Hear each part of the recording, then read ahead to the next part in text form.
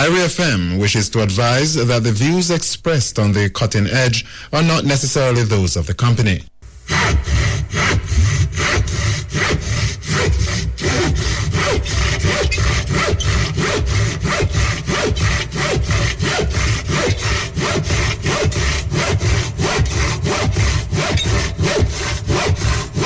Continent with Mutabaruka.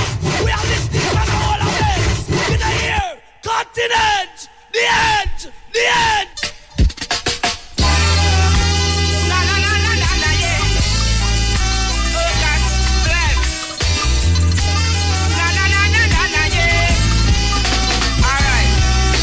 Black like a tar.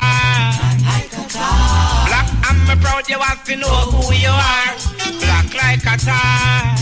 Africa is the motherland, big up every black superstar. Black like a tar. IRFM, number one radio station in the whole wide world, and I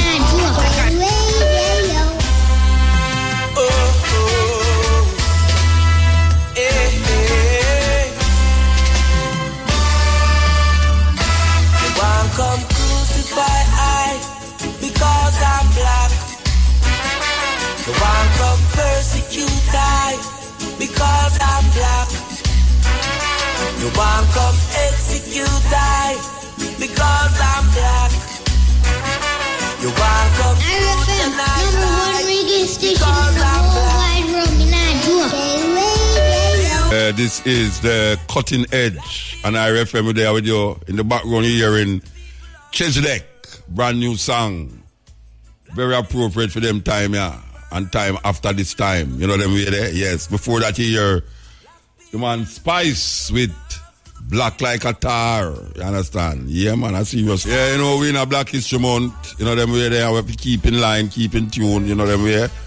We can't really go on like it's not a serious time. We said last week that them always ask, what have we achieved as African people? Let them know we have achieved survival after so much cruelty, death and destruction. We still there survive. It's enough achievement that, because we're not supposed to there, but we're there. I celebrate our Africanness, celebrate what Africans have given to the world over the years. So we have a big thing line up here.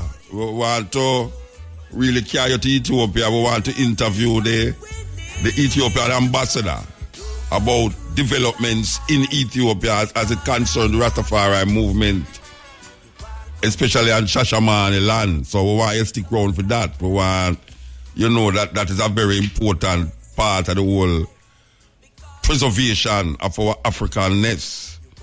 We want to talk to, well, we hope we get him still because, yes, we need to get him, not hope, we need to get him. Dr. A, Chief Medical Officer in the Ministry of Health, and you're not going to believe what I'm going to say. You're not going to believe what we're going to talk about. And guess what we're talking about? Rasta and Ganja we're talking about, you know, on another level. Rasta and Ganja on another level. And we want to talk to Sanya Naya about a thing that is taking place at the university, Global Reggae Conference. But we have a special guest. I don't know if I must say one of us. Going to be in the studio with me. Believe you me, you're not going to believe it. You're not going to believe it. You might hear about Sleeping Giant. You might hear about Still Water Run Deep. Well, this daughter, yeah, where we're going under the studio, yeah, is one of them. Still Water will run deep as a poet. But you know her, you know her, but you don't know her, no poet, you know. You know her, but you don't know her. And you're going to be shocked when I tell you it's who. And I'm going to tell you it's who. And I'm going to tell you it's who. I'm going to just make sure you just come in the studio and do what you're supposed to do. And then you're going to realize it's who really y'all listen to. This is the Cutting Edge on IRFM. We're there with you. Because I'm black. You know, sometimes you see some people, you know, and You don't know what is them intention or when are them mind or when are them heart or how them really view certain things. So it's very important that you sometimes ask questions or even get to understand them, even though you and them not close, but you get to find out what them tick and how them tick. This is the cutting edge. And I FM who want to heal up the 10 million people out there. Who want to heal up the 10 million people out there. Believe you me, are 10 million. Believe you me, BC don't even know that yet, but BC are 10 million. BC don't even know they are 10 million. Who want to heal up the 10 million people them who press the YouTube button and tune in to the cutting edge and the stepping razor. This is the cutting edge again. I'm going to tell you about it.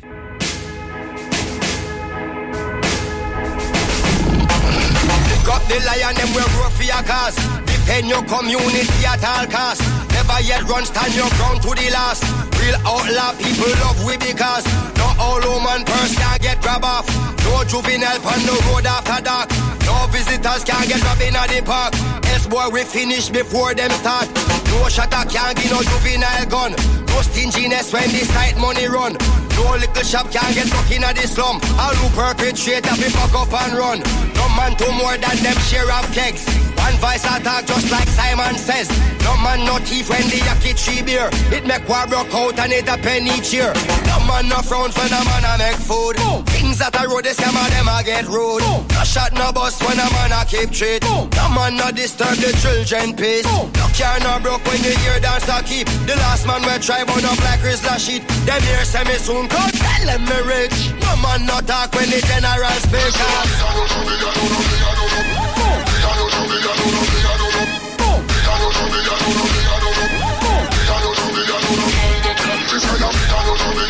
This is the Emancipation of Acts of Faith, and you are listening to Mutabaruka. Yeah, Rastafari party. Sean is on record. Me there I go and chill, and I sip some roots of Bubble Hill, cause Rasta no consume season poison. Yeah, why you know the people them in Atlanta, you know, especially Kofi who really host we on there. You know, this weekend you're gone, believe you me. Theater nice, pack up. We love it. We love the vibes. Yes, Kofi, you go on good. I will meet a whole heap of cutting edge and stepping razor people. As a matter of fact, them full up the whole place. We want to heal up all the people them in Atlanta who listen to cutting edge and stepping razor. Yes. So you know, that was last week Friday, you know, so this Friday, yeah, Africa, Akara. You know Akara, Accra. We say Akara. Accra. We know you wait for me, don't worry yourself, you know, we're going to there, yes. Yeah, this is the Cutting Edge and IRFM. You know, we as Rastafari, brethren and sisters over the years, has really looked to Ethiopia for that solace that most people search for in the sky. Well, we say Ethiopia, the land of our fathers, the land where the gods love to be. Well, a lot of Jamaicans have gone home to Ethiopia, and we know that there's a lot of problems that is confronting these people who have repatriated there. We want to talk to the Ethiopian ambassador. I don't want to spoil up his name, so I prefer him tell me how to pronounce his name. Good afternoon, sir. Good evening. Good evening. How are you? I'm okay. Can you Very pronounce nice. your name for me, sir? Excuse me? Can you pronounce your name for me? I don't want to pronounce it bad. My name is Girma Burugada. Girma Burugada. Right. Okay, Girma Burugada. And you are the Ethiopian. You have been here before. We spoke already. I have been here before, Yeah. and I am here for the week of the diplomatic program that has been prepared by the Ministry of Foreign Affairs. What is that about? Can you say what is that about? It's a program that takes place once a year in where diplomats would be convened, those who are here, who are residing here, and also those who reside in other places and who are accredited to Jamaica would all come together, and 1 week Yeah. the government would brief us on what development programs they have and what they have achieved, and it has been going very well. Okay, so it has started already then, you said? Yeah, it has started Monday. Okay. And it would end Friday. All right. Yeah. All right. Now, the last time I was here, there were certain questions that was posed. Yes. And since you have left here, we just want to say this up front that we can see what we're talking about here. We see the Ghanaian government, I don't know if you have heard of it, but the Ghanaian government has given over 30 to 40 ones from this part of the world citizenship in Ghana. Uh-huh. I don't know if you have heard of it. I don't know. No, I have not heard of it. All right. Well, they have just granted citizenship to 40 ones who have been living there for decades. Okay. And we know that Ghana is one of the places that a lot of Jamaicans is, but Ethiopia, over the years, has been the spotlight, the highlight of Rastafari, especially. Yes. Wanted to go. Can you tell me if there's any move afoot to really legitimize those there who have been going through this problem of not being legitimized because they are not citizenship, they don't have no citizenship, they don't have no passport, they don't have anything. Can you tell me what is happening to these Jamaicans who's living in Ethiopia now as it concerns citizenship? As you know, and last time when I was here, yes, we have discussed on the issues and the problems of the double citizenship Rastafarian groups have in Ethiopia. Yeah. And it was three issues. The first one has to do with nationality. Yes. And the second one has to do with work permits. Okay. And the third one has to do with resident permits. Mm-hmm. It's these three issues. And last September, the Minister of Foreign Affairs of Ethiopia sat with the Jamaican Rastafarian community members, and he discussed all these problems with them. Mm-hmm. And he also looked into the demography and the statistics of the people who are living there. Yes. And he has found out that there are about 515 community members. Okay. All of them is on Shashamane, or they are all over Ethiopia? They are not only in Shashamane, they are in Addis. Okay. They are in Bahir Dar, and they are in Lalibela. Yes. And in very important historical places. Okay. So their issue has been looked into, and then the foreign minister has proposed to the prime minister on how these issues have to be addressed, and the prime minister has directed the Ministry of Foreign Affairs and the Immigration Office to address their issue of citizenship and their issue of work permit and other things. And at least for now, they have been provided an identification card so they can move from place to place and they can also work. All right. So you are saying now that the card legitimized them to a certain extent. And the legitimization process is going very well, and it for sure would be concluded to their satisfaction. All right. So this it means that later down the line they will be granted citizenship. That's what you say. Yeah, that's my understanding, sir. You know you can't give a time frame in it. And it would be definitely concluded by this year. Okay. Yeah. I don't know about how much people. You know about how much of that 500 will be granted that citizenship? Yeah, and of course, of all these 515, some of them, about 200 of them, were the Rastafarians that have been born in Ethiopia, okay? Yes.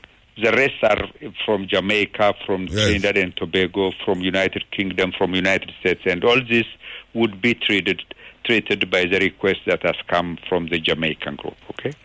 All right. I want to get something clear now. Yeah. The Jamaicans there that is looking to be legitimized in the citizenship as citizens. What has to happen from this side, from the government of Jamaica? Is there something that the government of Jamaica here need to do? The government of Jamaica has been closely following this. Every time I come here, this is an issue they would be raising to me and to some other officials. Okay. And there is no anything we are asking from the government of Jamaica at this stage. Okay. You are sovereign enough to do. Yeah, we are doing it by ourselves. By ourselves. And you say before the end of this year, we'll address the issue and we'll formally report to the Jamaican government that's closely following the issue also. All right. We'll talk about three different things now.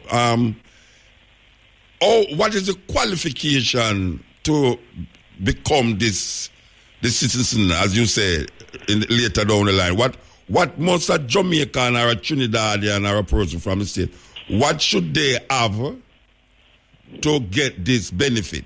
This is a special case, In Ethiopia, a citizenship would be acquired only through blood, by being born from Ethiopian parents.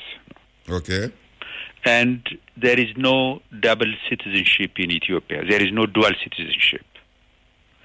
The case of the Rastafarians would be looked into in a different way. And this is going to be done under special decree or decisions. Okay. This is not going to be given to any other group. Any other group? No, because the Ethiopian constitution would only allow citizenship to be given to people who are born from Ethiopian parents. Yeah, I understand. All right. Did the parliament convene to make this special arrangement for the it came to the parliament? Yeah, it has come to the attention of the Prime Minister. Yes.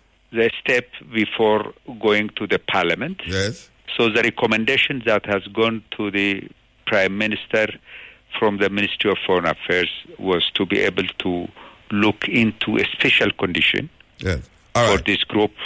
And so the Prime Minister agreed to this, and he has instructed for the final document to be presented to him so that he can send it to the Parliament, okay? All right, yeah. All right, let me ask you something now. Yes. The brethren them there, or the citizens them there, who have married Ethiopians over the years and have had children with these Ethiopians, is not that is not an automatic citizenship. That one has no problem.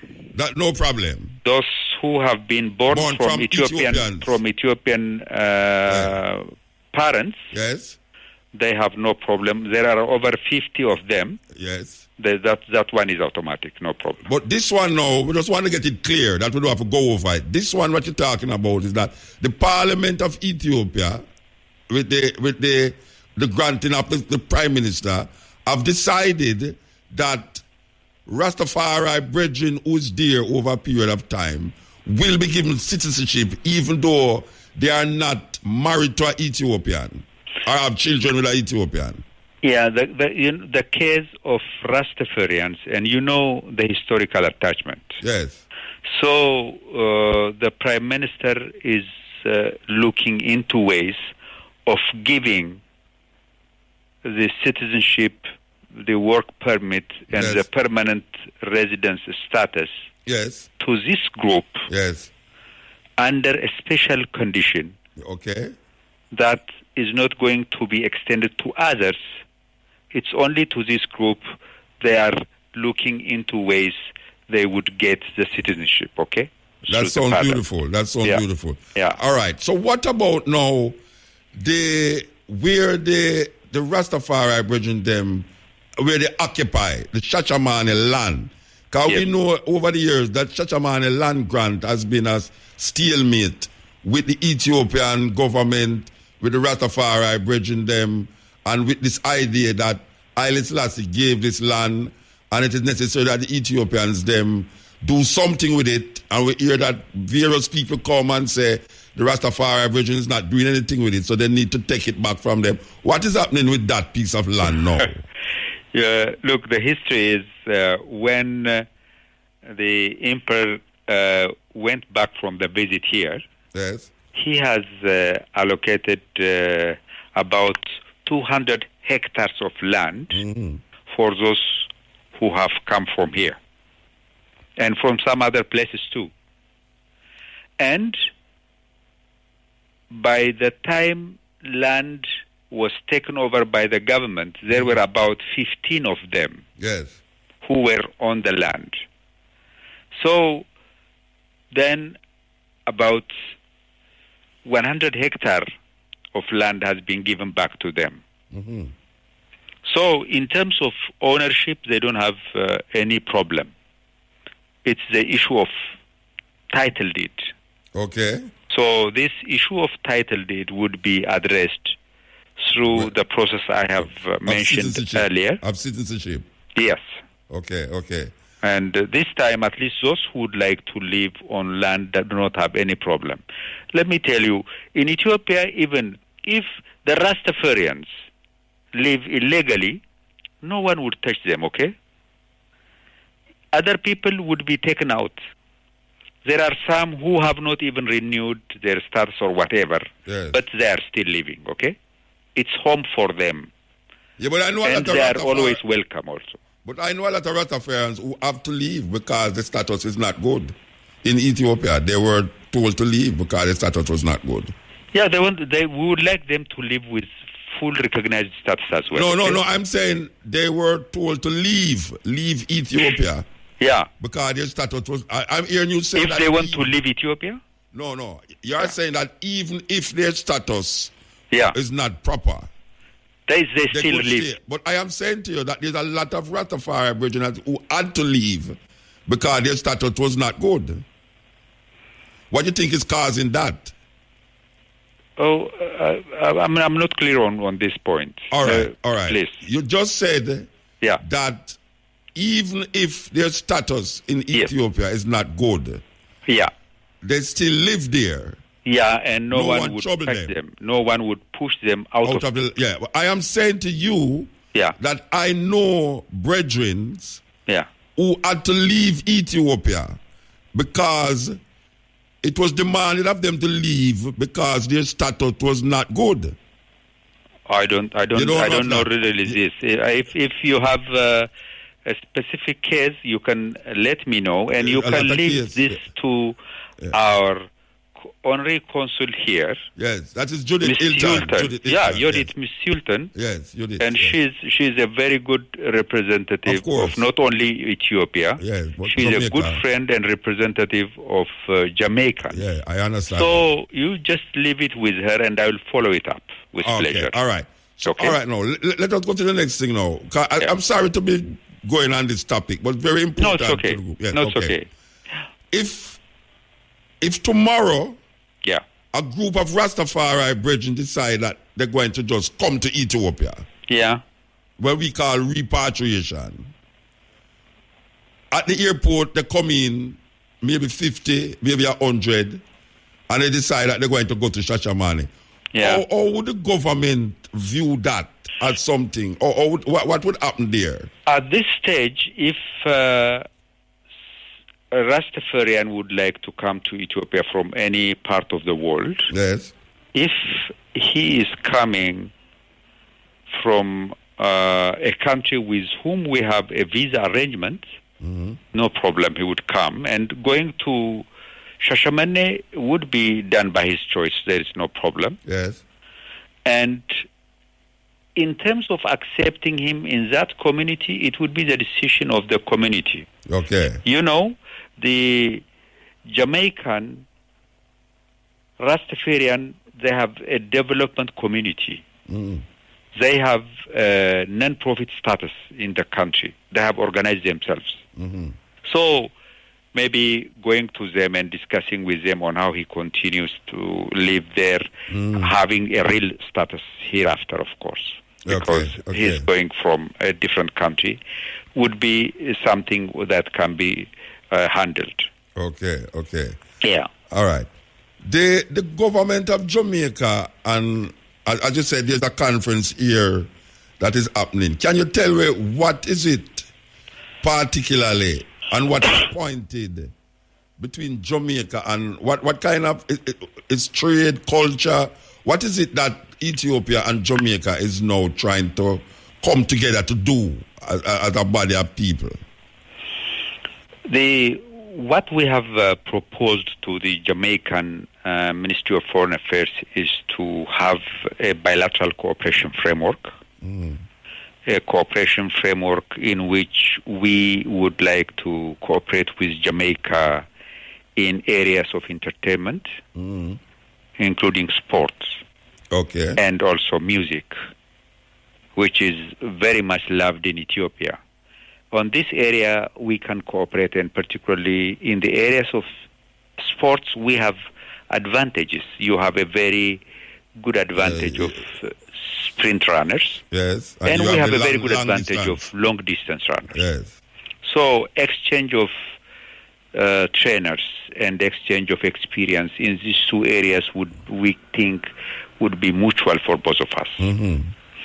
And the other one is on exchange of knowledge. You have achieved a middle income status already. Yes. You have a very good knowledge base on how to organize development and all these things.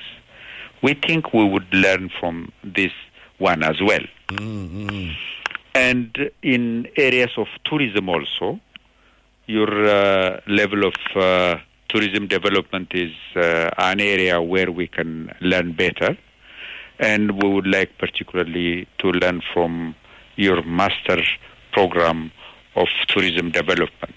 Yes. So if this cooperation framework is agreed between our two countries, then through that we can discuss with other ministries. So what is it that the Jamaican government is requiring from Ethiopia? We are told that Ethiopia is one of the fastest rising economy in Africa. Yes. And they say, I was reading a magazine that last year, one of the 10 best destinations for tourism was Ethiopia. Yes. What is it that the Jamaican government, because you just mentioned sprinting music, and what is it that the Jamaican government is seeking from the Ethiopian government as it relates to bilateral agreements? One very clear request that have been tabled to us is that the Jamaican government, particularly the Ministry of Transport of Jamaica, would like Ethiopian Airlines to extend its flights here. Ethiopian Airlines, as you know, is one of the biggest airlines in the world. Africa. Yes, and it's one of the Star Alliance already. Why I laugh is how much fleet it have, by the way? How much fleet? Yeah, and it has over now 100 aircrafts. Okay. And it's flying to all continents. Yes. And it flies to over 50 destinations in Africa. I've taken it quite a few times. Okay, so that airline, if it flies here, yes, it would be a gateway for all Africa to the Caribbean. Okay. And it's a correct strategy that they have asked Ethiopian Airlines to fly here. Okay. And I am going to send the regional manager of Ethiopian Airlines of Northern and Southern America by mid-March here to come and talk to the government. So where would they fly to? From here to? Where would they fly to? It's a matter of extending one of the flights. It is flying to Washington every day. Okay, yeah, Washington. And it's flying to New York 3 times a week. Yes. And it's flying to Los Angeles also 3 times a week. So it's also Dubai. Flying to Brazil. Yes. So to the Caribbean area, yeah, I am sending that person to study to open a flight line to Jamaica. It could be 3 times a week maybe first, but later on, as the market develops, it can extend. But you're not saying that if you leave here on an Ethiopian airline, you're going to Ethiopia. You can be going to Washington. That's what you're saying. Yeah. Okay. And Ethiopian Airlines can directly fly here. Yes. And there is no problem if the market guarantees that. Yes, yes. Because I know that South African airline flies to Africa from America. And just like Ethiopian airline, but yes, you don't see any airline flying from the Caribbean into Africa. When Africa is a shorter distance between here and Ghana, it's more shorter than between here and England. Yeah. And we have to make sure that if African Airlines flies here, the tourism routes would be very good. Of course. Yeah. Stopovers is serious. Overnight stopovers. Because there's many times that I am traveling after overnight in a place that I don't really want overnight in. You know, and it would be nice if, you know, you have overnight stopovers on the way to Africa. People who's coming from America overnight, it's good for tourism, good for the market, you know, the selling of this and that, you know, it would not. But we have been saying this for years. And to me, it's like your voice is just a next voice who's saying the same thing. What is it that is hampering governments to make a move when it comes on to these things? Because what you're saying here, now the Nigerian airline tried it from Barbados and nothing came out of it. We have lobbied the Senegalese and the Gambian people to do it. What is it that don't allow governments to, even though they suggest the thing, they don't move to it? One thing is the decision has to be made on commercial basis, you know. Yes, I understand. And if the return flights is not there for the commercial airlines, or if the peak level is not there for them on their return, yes, then they would be discouraged, or the price would be so high that it would not be feasible at all. Yes. And otherwise, sometimes one has to decide to be able to develop the market. Yes. And so if the Ethiopian Airlines makes the study, maybe we will see what your government can give here. Yes. In terms of concessions, for instance, on landing and this sort of fees. Yeah. We have to look into ways of connecting this very nice island to Africa. Well, sir, I can tell you something. Yeah. Now more than ever, Yeah. we need that Pan-African connection. More than ever. In this world, you know, where we say globalization is now really Americanization, we as African people need to understand that. Yeah, I understand. And yes, let me tell you one thing. If there is any place out of Ethiopia that I feel very comfortable, it's this country. Yes. Okay? Yes. It's a country I feel that Ethiopia is loved as much as it's loved back home. Well, I'm giving thanks that you're here again, and I know I don't remember how long it was, maybe a year or so you was here before. Yeah. And we don't hear from you until you come back here. So we hope we can hear something out of what you just said. We hope you can see a lot of what you just said made manifest before you come back here to Jamaica. Sure. Next time I come, I will tell you the progress. And we will be annoying Unit Hilton. Sure. With what you just said. We will be going, speaking to her, talking to her and saying what has become to all those nice things that you said on the radio to me. And next time I come, I make sure I will look for you and I will talk to you. Okay? Okay. All right. Yeah, man, give thanks. Thank you, sir. Good night. Yes. That was a serious conversation. I mean, it's so nice, but how much times have we heard this nice talk? Anyway, that is Girima Bureti, the Ethiopian ambassador. And yeah, this is the second time we have spoken on this program. And very interesting, and we really want to keep this in mind. The Ethiopian government has intervened in this this citizenship requirement for Jamaicans and others who have been there. And it has now become something legitimate that a lot of Jamaicans, especially Rastafari brethren, will be given citizenship after so much years of lobbying. He's saying that before the year is finished, this is 2017, he's saying that a lot of Jamaicans who have been living in Ethiopia without citizenship, proper citizenship, will be given citizenship status in Ethiopia. Not because they are married to Ethiopians or have children Ethiopians, but because they are Rastafari brethren and sisters. We have to keep this tape here, you know. We have to keep this tape here. Not because they are married to Ethiopians, but because they are Rastafari brethren and sisters. This is what the ambassador just said.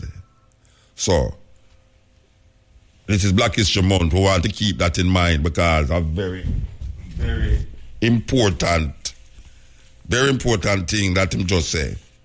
This is the cutting edge. This is the cutting edge. We're there with you. Harder they come, the harder they fall. One and all. Yeah, this is the cutting edge, and I refer me. I tell you, say, this lady looks strange at the night with her African robe and her African gals. Oh gosh, man. You know, so we have a daughter in here where you wouldn't believe, say, what she going to do here tonight, yeah? You know her in the morning hours for years now. I do the Jamaica, what do you call it again? Jamaica Corner. Jamaica Corner. The Jamaica Corner, but she in here is a different person tonight, you know. Yes, tonight I'm Queen Amma. Oh, your name Amma? Yes, that's my day name. I learned it when I went to Africa. Wait, your day name? Yeah. So you have a night name? You have a night name? Well, it's Pat.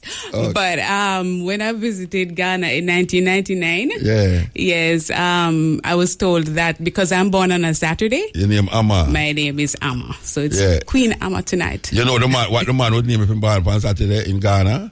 I'm not sure. Him know that name Kwame. Kwame. Okay. Yeah, you know which day you're born by the name, the first the name that they call you, yes. Yeah, and then Kofi, I think Kofi is Friday. Yes. I remember Kwashi is Sunday. Mm-hmm. Yeah, in Nigeria. Sorry, in Ghana. In Ghana, yes. So you use Amma? Amma. I would have never known that. Believe you me, I never. So tell me something now. Yes. I never know say you're a poet. I have been writing poetry since I was in my teenage years. Then, you never read nowhere yet? Me never hear you read nowhere yet. I just thought she and you read it. I share you alone. Some of them are love poems, but you know. Yeah, keep your problem to share that alone. Right? Enjoy some of them, man. That's why I know some of that for bringing here because you can't just talk to Shane all the way, about your problem. No, I have the message for my people, Jamaicans, especially Black Jamaicans, you know, Afro Jamaicans. So you ever quarrel with them about your poem? You ever read everybody tell it's foolishness and you just say, let me alone and me write my poem? No, you know, he's actually very receptive and yes, and dare I say impressed sometimes by my all right, we're gonna come forward with somebody poem right now because you know, say, believe you me, this is very interesting to me. This is very interesting. Sometimes you see somebody say it's a sleeping lion.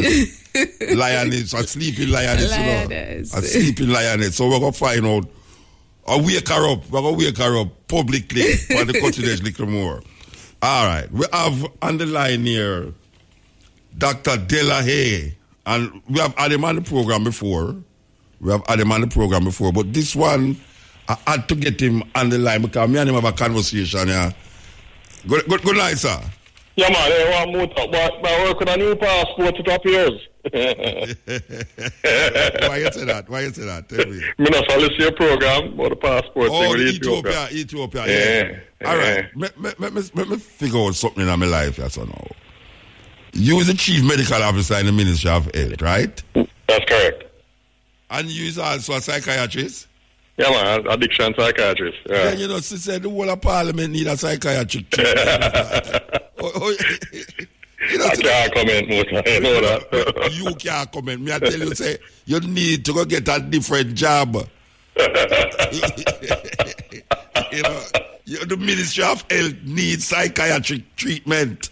Believe you me. Anyway, all right. So, we are talking about ganja. Right. We are talking about Rasta. Right. And we are talking about just the public. A while ago, if you hear we go on a while ago, you know, the ambassador, we are talking about normal Jamaicans who marry to Ethiopians. Right. Who them children is automatically citizens of Ethiopia. And then we are talking about a Rasta who do have no connection with Ethiopian women. A Rasta woman who do have no connection with Ethiopian man. But just because he's a Rasta, him going to be granted the status of citizenship. That is what the man just said. You hear him say, right? Yeah, man. Yeah. All right. So look more we can go to you as a psychiatrist and say Muta is not a madman. You personally didn't hear it, right? All right. So now we reach a stage as so now, which is a similar thing we're going to work with as so now. We are talking about Rasta, and we are talking about the normal Jamaican, and we are talking about Ganja. And how Ganja affect the Jamaican people who is not Rasta, and if there's a difference in the effect of Ganja pan Rasta as opposed to the normal Jamaican who just smoke it as recreation, and the Rasta who smoke it as sacrament. Explain to me, what is your findings or connection with this argument here now? Tell me. Here's the thing, Muta. From 99, me and the thing. Yeah? After I left the army, started psychiatry. And an observation of mine from them time is that you hardly see a Rasta man come in with a psychotic episode. In fact, I can tell you, it's maybe 3, since 99 is how much years that? 18 years. Yes. 3, 4. Since you did have 4 Rasta come in with psychotic. About that me can count. Yeah. Of course, we have to differentiate now, because I can appreciate as a Jamaican, you know, what is a Rasta man. So in fact, there's a term I use called Rastoid, meaning a man where a last burn really is a Rasta. You see what I'm saying? Yeah. Right. So strictly speaking, Rastafari, very few that I've encountered who smoke weed regularly would have come in with a psychotic episode. All right. Whereas the ones them who come in, I would just say 4? About that. You know, so them is Rasta. Well, for almost all, I think 3 out of the 4 cases, it was actually a group of brethren who brought them in. Okay. From a camp, right. All right. Yeah. To Oranabingi and so on. I distinctly remember, you know. Yeah, okay. So they recognized that something was wrong and brought the persons in to say, Doc, something going on, deal with it. And your findings was that is the herbs cause it? Well, in that case, so, you know, it's difficult to say, but in most cases where you have psychosis, you have a family history, so you have a genetic predisposition, generally speaking. Yeah. I don't remember the details of these 4. I record every patient I've seen in my training still, you know, so I can go back and look. But, I don't want to throw you off, you know, I just want to say something because I don't want. All right, you said the 4 come, and over the period of years, it's 4 Rasta come in there. But we have to decide if the 4 Rasta will come in there have any relationship with what we are going to talk about. Right. The scientific study you did on those 4 Rasta, to say these 4 Rasta come in there because of rat smoking or because them did not drink rum. I mean, what is it that them come? Again, from my recollection, there really was no other factor.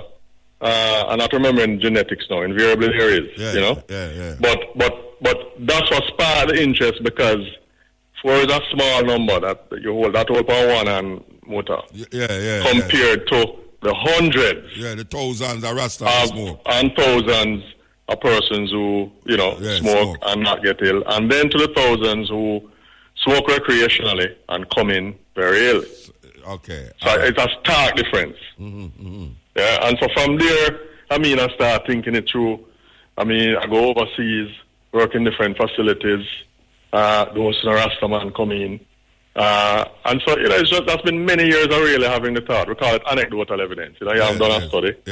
But you think it through until finally I end up in a discussion with our colleague at Yale University who was quite interested in it, and wanted to figure out, look, the term we use is a protective factor, that it would appear that for Rastas there must be protective factors that in spite of using a product that potentially can cause psychosis, them don't present with it. And so he started a study. Smallly, he decided to have been Barbados. I don't know how he figured that for Rasta for the numbers he needed. I think he only got like 6 for the year. In a Barbados? Right?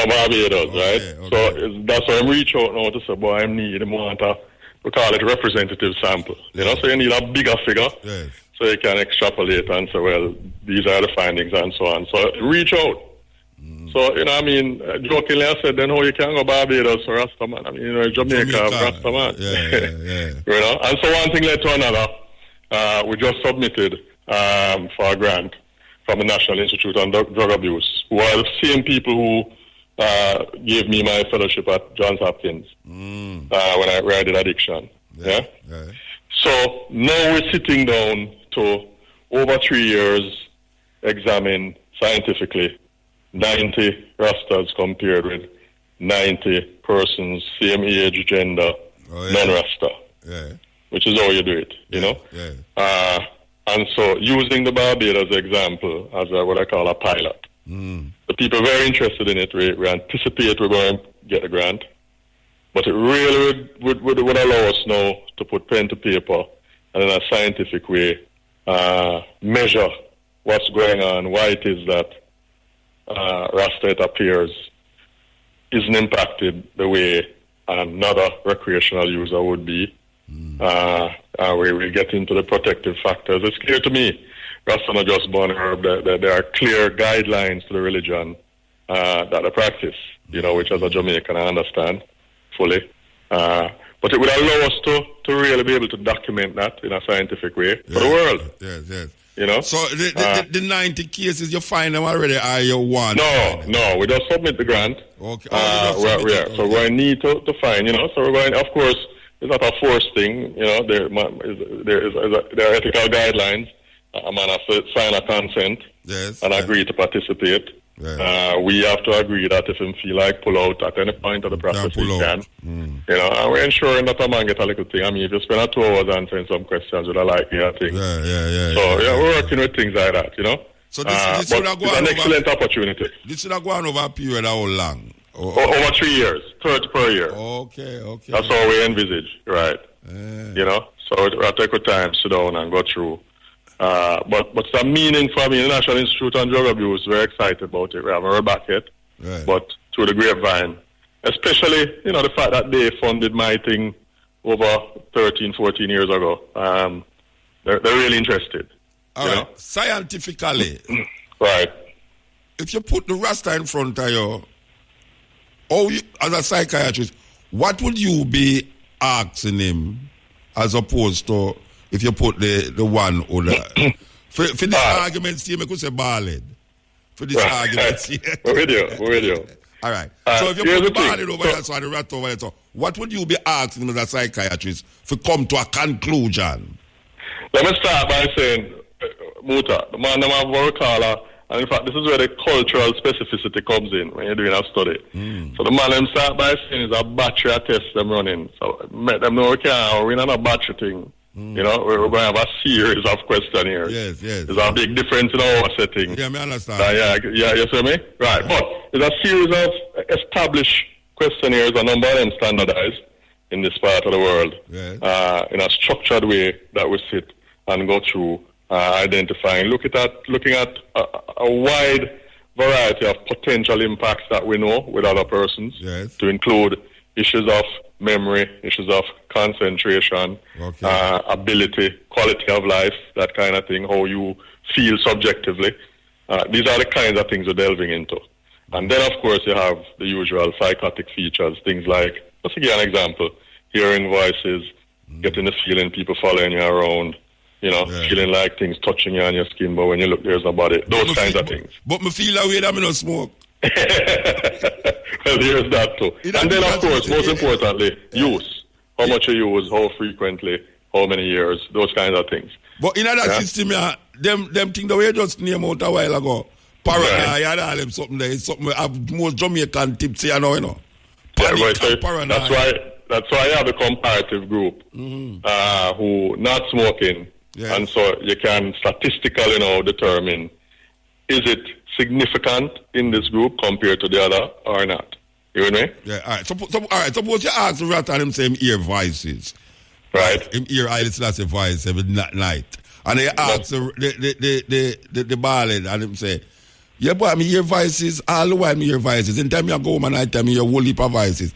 Yeah. Where you not draw from that? You have to put it in context, Muta. Enough man hear God in our society, Yeah. Whereas I can tell you, if you're in a Britain and you tell a man you hear something like that, you probably end up in a facility. Yeah. It's one of the reasons, for example, we think has led to a larger number of Caribbean nationals or Caribbean origin persons ending up in psychiatric facilities. No, but when I ask you, tell me what would there be a conclusion in those questions if the two say them hear voices, but them come from two different not different perspectives. Because one say him hear voices because I pray to God every day and God tell him say. And the other say, yes, him hear Haile Selassie I tell him say. So what kind of conclusion you that come? It don't hinge on one thing, Muta. So you have some criteria, for example. So there's a number of things. Established criteria and their list you need 3 or 5. Just to give you an example. So one thing like that wouldn't necessarily lead to a conclusion that you're mad. Oh, yeah. You understand? So I would have put it in perspective. And let's imagine, for example, the whole group of us that we bring have some characteristic features that they describe. That we'll have to put that in perspective as well. Yeah, because every man cannot feel the same thing. And it's abnormal. Of course. In that way. So it's something we're going to put to scrutiny. But the beauty is you have a parallel group, non-RAS, reporting as well on their feelings and so on. So you're able to determine between the two. Bridget, I'd like really find out. I mean, when you plan to start this? Well, we're waiting. I think certainly by the middle of the year. By the middle of the year, we should. You should have talked to some elder RAS because you want me to say elder RAS now. Yes. You see a whole heap of youth now who say them a Rasta and a smoke herbs. A recreational ganja them a work with it. We know that. Yeah. And them will tell them a Rasta till you know. But in terms of this sacramental idea of it, the ancient Rasta used to come with, I think you should have talked to more of the ancient Rasta them rather than these new Rasta where they bought the place and all. Well, you give me the link in a motor, but I agree with you. That's what we need. Have you ever give the link? Yeah, man. You give me the link. That's why I'm reach out. I will leave a Rasta about and listen to this program and how I feel. Really want this to happen. For sure people say Rasta. Because you start out with a premise. I don't know why you start out with the premise. Say, you start with the premise because over your period of years, you hardly see any Rasta come there. Right. Psychiatric. Yeah. So that premise is very interesting. Yeah, and then that's the outcome is sure if the premise is true or not, which is how you validate it. Yeah, right. Yeah. That's right. And it could scientifically it would make it more valid if you come and say this is the reason why. That's correct. I have a thing over the years right up on stage. I say cocaine is a white people thing and herbs is a black people thing because when black people take cocaine, it's like them wicked than white people when they take cocaine, And when me see white people smoke ganja, it's like them want to fly. Yeah. There are some differences, with some products. So it's a cultural thing because me go at some festival and see white people smoke ganja. And when me see them I do me, I say, wait, I wish music them I listen to. Them not dance to music. Them a twist and a turn and go like they want to climb up that thing here and all them something there. Yeah. Me say black people take cocaine. Rasta. Them do some terrible things, Rasta. Yeah. I mean, I wonder if I know some cocaine head, I go on with all them madness, so me say I go on with the place. Well, we're going to, all the products we're going to examine too, I remember some other factors would be contaminants in the products because of all of weed side and those kinds of things. So it's comprehensive. Yes. All right, we'll keep that breast, Bridget. Yeah, man, I will. I'll get a show. I'm really interested to find out, cause if any Rastafari Aboriginal listen, who know any so I book up a Elliot up on Bob Marley Center the other day where I'm ready for talk. At 6 years, I'm a Rasta and him want to talk and him say I smoke ganja for 60 odd years and him not say nothing wrong with him. See, when me hear talk, in my mind run pan, Yeah. No, man, I mean, in my experience, I know a lot of people like that too. Yes. That's the kind of man I want to link with. All right, so you will get them, trust me. Give thanks here, Bridget.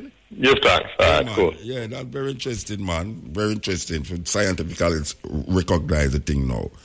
That was Dr. Della A. He's a chief medical officer in the Ministry of Health and consultant addiction psychiatrist. Very important. Him have a contact number here, so anyone want to contact him. 822-2640. 822-2640 and 383-0348. That is very, very important. I don't know if you had another one, but to me, very important. This man I work as a psychiatrist and the man is in the Rasta coming there under any serious psychotic effect of ganja. And this is something where the society that ball blood. And I say a pure madman, ganja smoking madman. I chew them and smoke ganja while they get mad. And see the doctor say him not find that to be true. Serious thing. Cutting it. We are the ones, we've been waiting. We are the ones, we've been waiting. We are the ones, we've been waiting. We are the ones, we've been waiting. We are the ones, we've been waiting. We are the ones. Morning, officer. Just stop with a please, sir. Now, when be a good morning for you, I'm going to lock you up. Why, officer? First of all, you don't have no papers for the bike. Second, you have no safety gear for you, nor your pillion. This bike not even fit to be on the road. Why, officer? No light, no rear view mirror, tire wear down to the treading. You're a real lawbreaker. You know that? Young man, put the bike in the van, you're coming with me. Officer. Remember, road safety begins with you. A message from the Road Safety Unit, Ministry of Transport and Mining. Yeah, this is the Cutting Edge on RFM. Who am I? Captured from the shores of West Africa, stripped, black, beautiful, naked, queen of the motherland, transported to Jah, Mecca, shackled, ravished, raped. You thought I would have been broken, that these words would never have been spoken. I am here to look into your eyes, to pour scorn on your untruthful lies, fabricated in the pages of your story. Your story is not my story. Looking back at the blood-stained pages of the past, stunned by the anguish, agony, and pain, many died, but their lives were not in vain. The spirit of Africa will never be taken, her gems of wisdom never forsaken. Though the bodies were enslaved, freedom lived in the minds. The shackles are gone. Are they? Who am I? I am here to right the wrong, to help us sing our freedom song, to tell my people we are bold, brave, and strong. We are black and we are proud. Let our pride be seen. Triumphant I stand. Wise, strong, brave, black, bold, beautiful, African queen. Cutting Edge with Mutabaruka. We are listening to all our meds. You know here, Cutting Edge, the edge. No people who might not know who attack them, you know. The same woman were in a morning on weekdays and give you the Jamaica corner. It's the same woman who just read a poem there. Pat Clark. Good night, ma'am. Good night, Pat Clark. It's an honor to be here. I'm sorry, it's not a television. I'm sorry, it's not a television to show the people them your exuberance when you read the poem, man. I put life in it, that thing. Definitely. It comes from the heart, you know. So tell me something now. How long you write them kind of poem there? Because you say you write love poem to which you're going to read some of them, but I mean, know you write a love poem before you write them poem there. Yes, obviously. Yes. How you write, how you get to know transform yourself to that level now where is when you go to Africa, or tell me, or before? I've had some dreams. I mean, kind of historical dreams, you know. I kind of figure that perhaps back in the day, I might have been one of those rebellious ones, you know, in the past, if you believe in that kind of thing, you know. I mean, in one dream, I was trying to escape. I climbed a tree. When I looked up, the guns were pointing at me, and then I woke up. That sounds like a poem, and I said, you climb a tree and the guns was pointed at me, and you wake up. You understand? No, all right, so... You never published none of them? I have not published any of them as yet. And you not perform none of them? No, I have not. May I ask you something? The first you going to perform a poem on the radio? It's the very first time. You're serious? Yes, Muta. We have to save that tape, you know, Chain. We have to save that tape, you know. We have to save that tape. It's the first Pat Clark I'm going to read a poem on radio. You intend to publish them? Yes, I would love to publish them. That's my plan. You have a publisher? You have a publisher? No, not yet. I'm going to tell you about a publisher. Thank you so much. Shane Clark. Shane Clark. He can't publish it. He can't publish it? Yes. All right. So what do you get for read? What do you get for write all them poems? It's like in the nights, you know, that I write poems. Like, for me, it is kind of healing, you know, to write poems. I mean, I have always had this issue from I was like in my teenage years, looking for identity and so on. And, you know, I had a little problem with people like saying, boy, I'm a Jamaican. They don't want to take it any further than that. Okay. Black Jamaicans, you understand me? Yeah. Them not say them are African or, I mean, you know, that. they want to stay away from that. You know, I have never really had that issue of wanting to stay away. I've always wanted to go further and deeper into my Africanness. I remember when I was writing, it was for Karimak. I was doing an entrance test and they were asking, you know, why I wanted to become a journalist. And I was saying to them that, you know, in the essay, that I felt like I was a queen in Africa. I mean, some time ago. It's my mission now to, you know, educate my people using the medium radio, you know. Yes. I know, say, me need to cuss him still, you know. And him can't say a lie, me I tell you. You know, long. Me I say, Shane, give me the Jamaica card, they make me play it on the cousinage at night time. And the man will never give me them, you know. I don't know where I'm against me, you know. Well, this must be the turning point now. No, me I tell you, me say, watch out, me say, would I love play the Jamaica. Because here you say some things on Jamaica card, you know, when me I say, it need to do more than one time a day. Definitely. And me I say, give me a series of them, make me play them on it, because it's very important. It was your idea to do that? Or how that work? Well, Mr. Young, you know, actually, Carl Young, yes. He was very instrumental in the program. I mean, initially it started out as a visitor's corner a long time ago. Me remember. Yeah. Right. All right. So, may I ask you a question now? Because I get excited. Your co-worker, them knows I saw you stay in real life. Your co-worker, them knows I saw you stay. This African-centered lady who have African, because if they ever come here now, them supposed to you buy your fenegrees. If they ever come here, come see you, know they're supposed to fenegrees. Oh my gosh. My mother used to say fenegrees. You know what fenegrees means? Is shaving cream? No, but I tell you, you can't talk on the radio. No, but seriously, your co-worker, them know say, them kind of weird.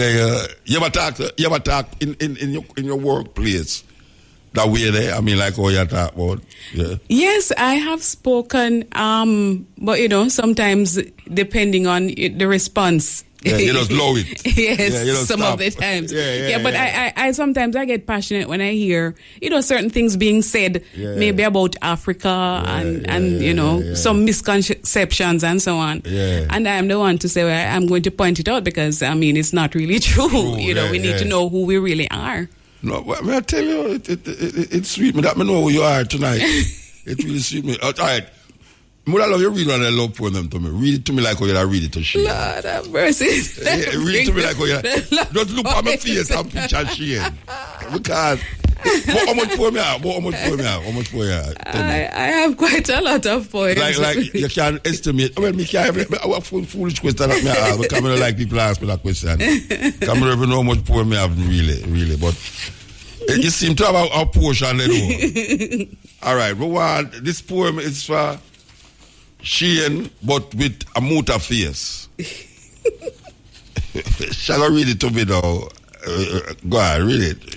Love is likened to a rose. Where it springs from, no one knows. In your heart it does appear, though you scarcely know it's there. As it slowly starts to grow, you try not to let it show. Nothing can to it be compared. The flower of love is very rare.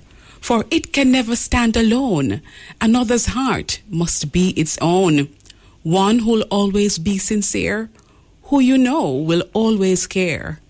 This rose has the power to obsess in ways that you'll find so hard to express. For truest of love is never bold. Love's message is timid, though tender when told. The presence of love you dare not deny, no matter how hard you may desperately try. This flower can never mature in a haste, for patience in love is never a waste. Although its powers can make you seem shy, its petals reach outward in search of a sigh. Like a fervent fire of sweetest desire, it keeps on growing higher and higher until love's bounteous fullness is in total bloom and true love is encircled in sweetest perfume. I don't know if you say that. I don't know if you say, believe you me. This lady hide her talent for how much years now, Rasta. I don't understand, You can't have all them poems there, each up in a corner like you a roach come eat out the paper them. Eh? When they're coming out of the Jamaica corner. It look like you're ready for your Valentine Day too. It look like you're ready for your Valentine Day too, with all them love poem there. No, but you don't have more love poem there. I have more love poems, we too more for the do. The African poem. No. Look, all right, let me find it. Jamaica corner. I mean, when me there, no. I get confused. Yes, now, because we consider you want to read the African poem, I want to hear somebody love poem, them right now. Believe you me, I want to hear somebody. Okay, let's go. This one is called Yesterday. Yes. Oh, that tomorrow could like yesterday be, when love was bold and strong and free, when he came up and stood by me and caused my heart to fill with glee. Afraid of love, I sought to flee, but my heart whispered, let it be. How pleasant was love's sweet surprise, the passion burning in his eyes. Plain could I see through his disguise, love's hidden message never lies. He said it all with just one glare, and how he felt to me 'twas clear. I never thought he'd really care, until he came and stood right there. I felt no doubt with him so near, my all with him I'd gladly share. I wanted just to be sincere and overcome love's blinding fear. Not knowing what to do or say, I let the moment slip away. And when he turned to walk away, my heart was pleading, please, love, stay. That magic moment of one day, when eyes conveyed what lips should say, had prematurely slipped away. And that is why I'll always say, I wish today was yesterday. That poem is before you meet Shane. That poem is before you meet she. Tell me, say it's like it's true. Yeah, it's me I tell you. Overdose have a poem. Tell you overdose. You tell me. No. No, I tell you, a sweet poem let me write. No man, yeah. And you know you have the voice too, you know. Thank you. Yeah, I don't know. When the Takura supposed to put you on this poem, you know. Yes, I have spoken to him. So yes, I'm without a doubt. officially coming out. Yeah, man, no, serious thing. This is the official launch. Of course. A Pat Clark as a poet, really. You know, Queen Amma. Queen Amma. All right. The poems that you write, anytime you write, like for instance, the African poem, them, it's so you write just so you go and do some research to write a specific poem, or you do it? It comes from inspiration. I might be thinking in a certain mood. Yeah. I don't actually do research, but life is research in itself. You understand? Yeah. So I might be, just thinking about something of the past, and then I get the emotions come out and I write it. I write it down. Yes. African poem. An African poem? Yeah, man. Okay, here we go. I am the one who will never be silent. Though guns were turned on me, undaunted I stood, must be free. Death could not steal my voice. One way or another, freedom was my choice. The slave trade was such a cruel entity, designed to strip me of my identity. The anguish like a nightmare, gross atrocities I had to bear. Living in a body that was owned by another, families separated, no sister, no brother, motherless children, fatherless sons, yet ancestral blood still in our vein runs. You indulged in the sweet taste of our sorrow, while our children languished for a better tomorrow. Where is your conscience? Has it been lost on the winds of time? Remorselessly still, you refuse to make reparations for the crime. Africa suffers from the rape of the distant past. Europe, in stolen glory, today continues to bask. I am the one who will never be silent. Through the doors of no return, I have re-emerged. Your whips, your chains, your shackles could not mute me. I am the small, still voice of conscience that continues forever to echo in your mind.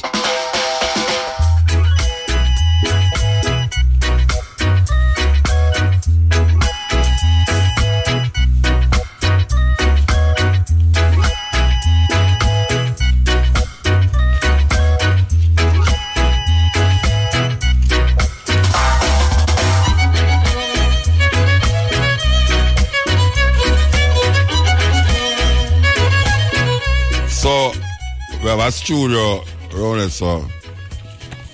And she at the big bars of the studio. I don't know how I'm not put you on. I don't know how I'm not do that on CD yet. You need to get up, especially the love poem that where you just read, the one where you meet. The one where you read before you meet him there. Or if not, me go get Neil, Cash Flow. Cash flow, Neil. You know Cash Flow? Yeah, man. Yeah.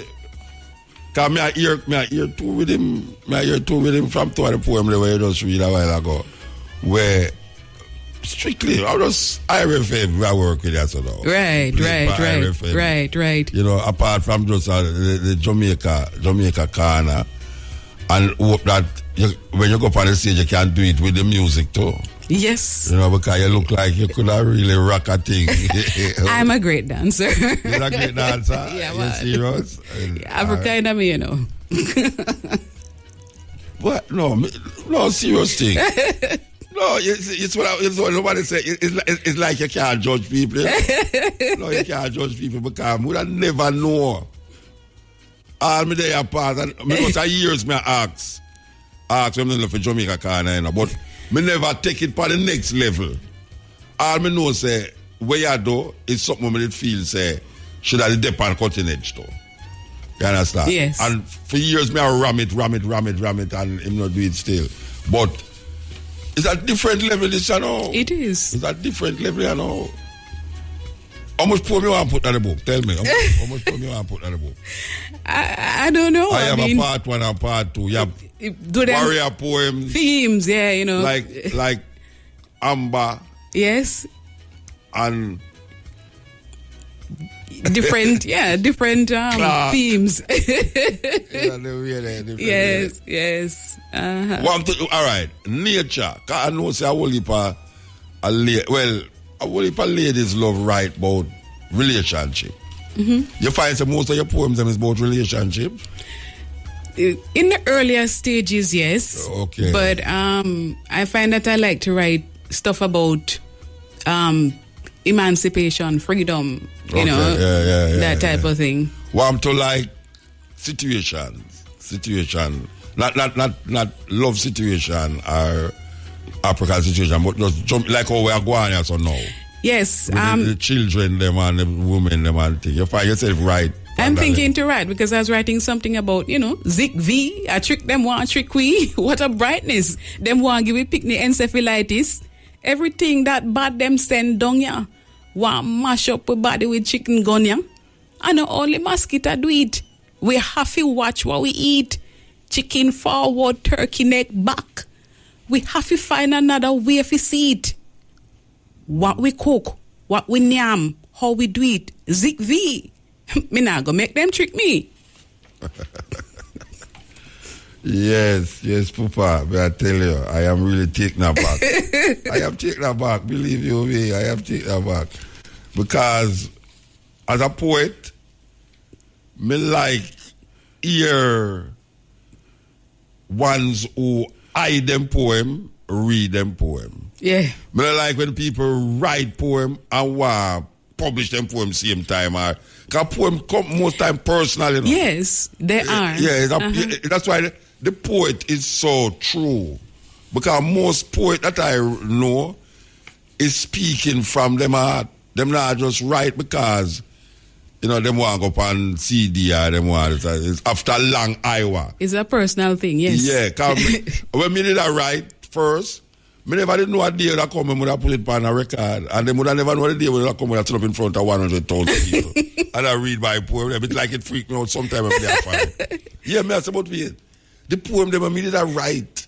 Yeah. And my mother lied when she used to tell me to turn off the light if me thinks a poem can pay electricity. Right. Me, I said, no, me stand up in front of all 50,000 people and I read the same poem. Them, it kind of blow my mind. But the poet seemed to be the one who is keeping the truth himself. Yes. I don't know if you find that. Yes. Yeah. Mm-hmm, mm-hmm. Most poet that I know, as opposed to a DJ, because a DJ is poet still. Yes, but it's a DJ, word sound, you know? Yeah, a draw from outside, right? The poet a draw from inside. Within, yes, it's true. It's amazing. So you're going to, all right, when we ask if you're a lady who write poems not only from like current what's happening around you, but also from life. Just you talk about life, not life as man business or African. Yeah, business, because even sometimes the whole life thing I can't get Africa out of, because here's this poem. No, why get Africa outside? Read it, man. So this is called Sugar. Sugar, to my people, you have never really been sweet. You placed the shackles on our feet. To our lips, your taste was deceiving. For centuries, you left our ancestors grieving. Scars exposed from cruel lashes. Africans embroiled in freedom clashes. All because of the sugar cane. My people suffered so much pain. Even after freedom we gained, your legacy with us still remained. Haunted by your strange addiction, diabetes is now our common affliction. A chronic disease, my people, you've seized, as mindlessly our taste buds we tried to please. To break the cycle, we must learn that for your unnatural calories, we should never yearn. S. Surely you have caused us distress. U. Under your spell, our health is a mess. G. Great is our desire for you. A. Afflicted are many by the harm you do. R. Ritualistic lifestyle. Sugar in your coffee, sugar in your tea, sugar in your bloodstream. Sugar, are we free? You know, say, how people don't understand the poem there. Oh, true it is as it relates to sugar as a drug. Diabetes, yes. And it is because of sugar why millions of our ancestors died. It is so. And even now, we're dying. That is one of the reasons why I don't eat sugar. It's poison. I protest. Yeah. Apart from it not good for you, but in a deep heart of hearts, when me picture how much Africans died on the plantation to satisfy Europeans' greed and need for rum and sugar as an addiction, I tell myself, say, it's not good. Yeah. It's addictive too. Me like the poem. It's a drug. Me like the poem. I don't know what to say. You have the spell, Thank you. You have inspired me, I must admit. Oh, yeah? Yes, I've seen you at the lecture theatre there on campus. And so. You used to go to university? Yes, man. I went to university in the West Indies. Hey, where was studying up there?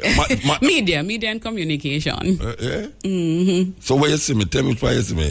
At the lecture theatre, you were wearing African garb as usual, and you said a poem. I think it might have been this poem. Yeah. Yes, and I was truly inspired. So, thank you. This is the cutting edge. I don't remember ever stepping with that. We're talking to shit. Queen Amma. Let's separate the personalities. Queen Amma. You know, so I remember it from. As a matter of fact, I go to see you outside and start a Queen Amma rather than I tell you about say your name. Clark, Yeah, Pat Clark is for Jamaica. Corner. Jamaica Yeah, man. Queen Amma the poet. Amma is Saturday. Born on a Saturday. So wait there. When you went to Ghana, yes. you tell one of the man them say you're born on Saturday. And say, oh, Amma. Yes. Okay, yeah. That's interesting. This is the cutting edge. The time is 12 o'clock.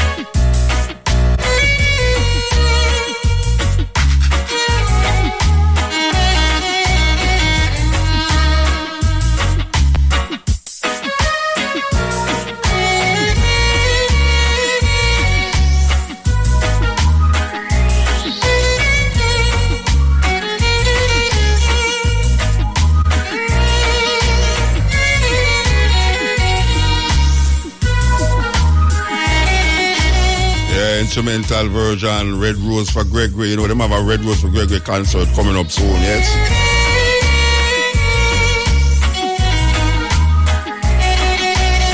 Go on, tell you about Sacrifice. Rebel from Augustown are launching EP this March. That is next month, the 18th.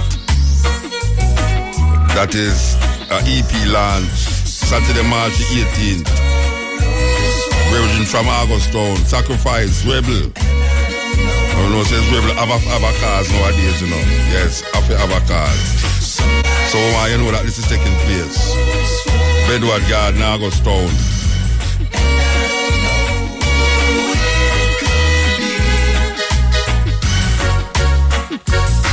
Quite a few albums have come out in the early part of the year, you know, which is Stony Hill by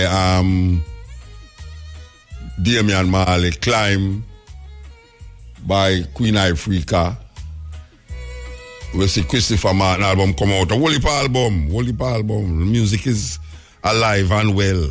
We leave you me the music alive and well. And we say them have the festival. You know, as a whole heap of time this thing cancel or postpone.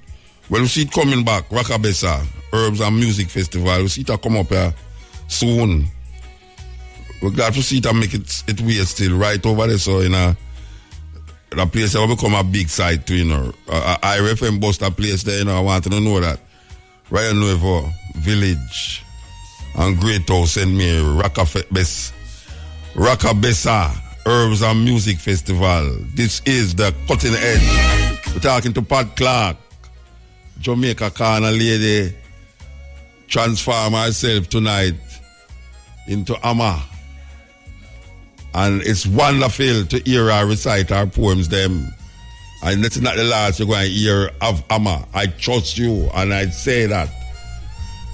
Amma, it's not the last time I'm going to hear about you. It's a sweet thing. It's a sweet thing. And thank you. Anytime, if you want something where I think I can help you with, you can talk to me.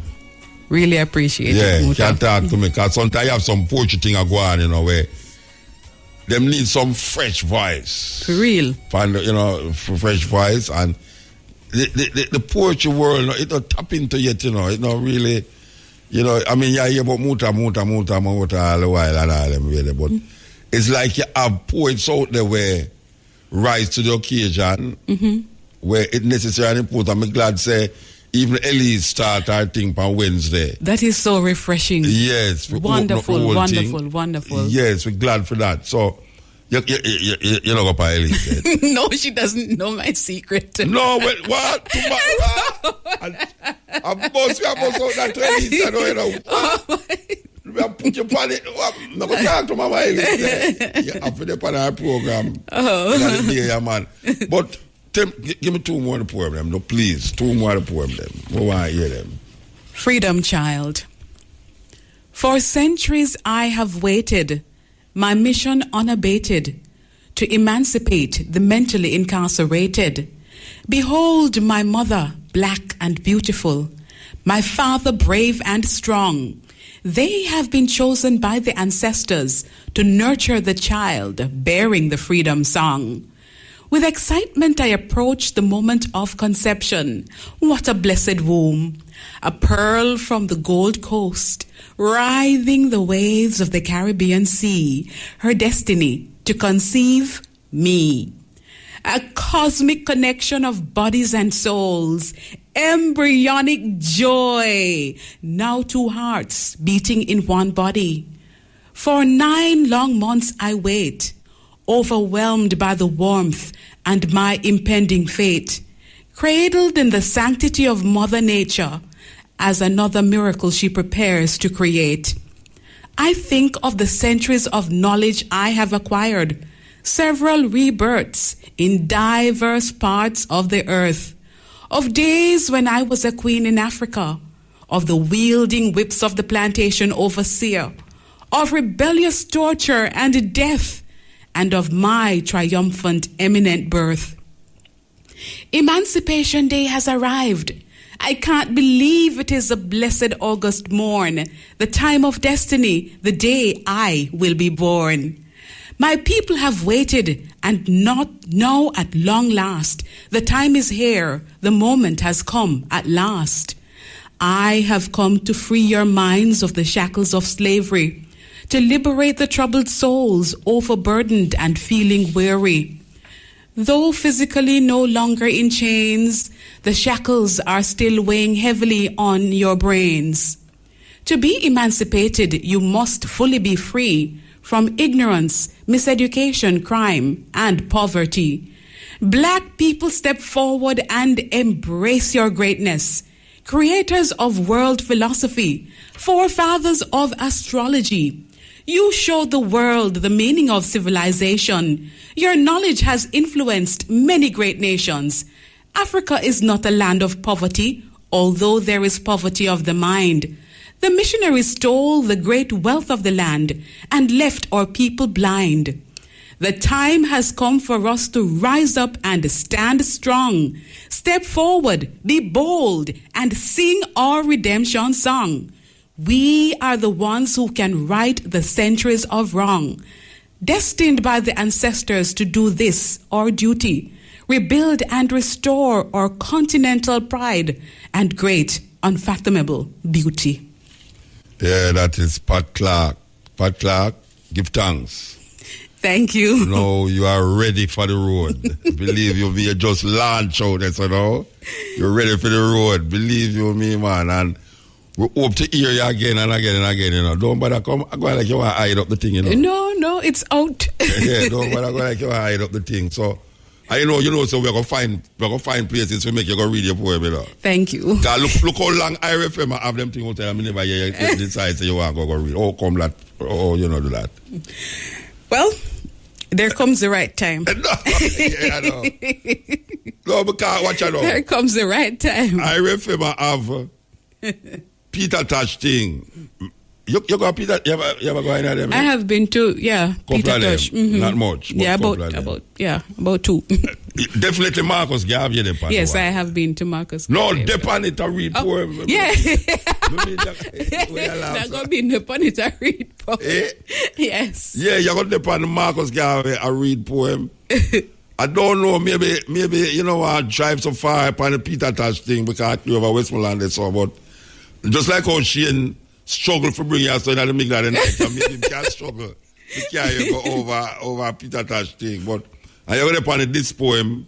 Yes. And we're going to find Yasso Safari. Yes. Yasso Safari have a thing, Poetry in Motion. Oh, okay. Mm-hmm. But I think him done advertise that already. But him have a poetry festival, a Jamaica Poetry Festival. You know about that? In August. Oh, okay. In Miss Lou Ronnie Williams Center. Okay. And so you depend that too. Yes. You depend that too, Prophecy. No, I don't know. I don't know prophecy. But I tell you where you depend. So you have to make sure you remember these times, this Poem World Festival. Yes. Which is April 30. I know that one. You depend IRFM Marcus Garvey tribute. Okay. I think that's 17. But before that, you depend the Jamaica Poetry Festival. Yes. Around the Williams Center. So you remember these dates. See? I will do. All right. Give thanks, Mama. Give thanks. Thank you so very much, Muto. Yeah, man. It was really a pleasure to hear you. It was my pleasure being here. All right. Give thanks.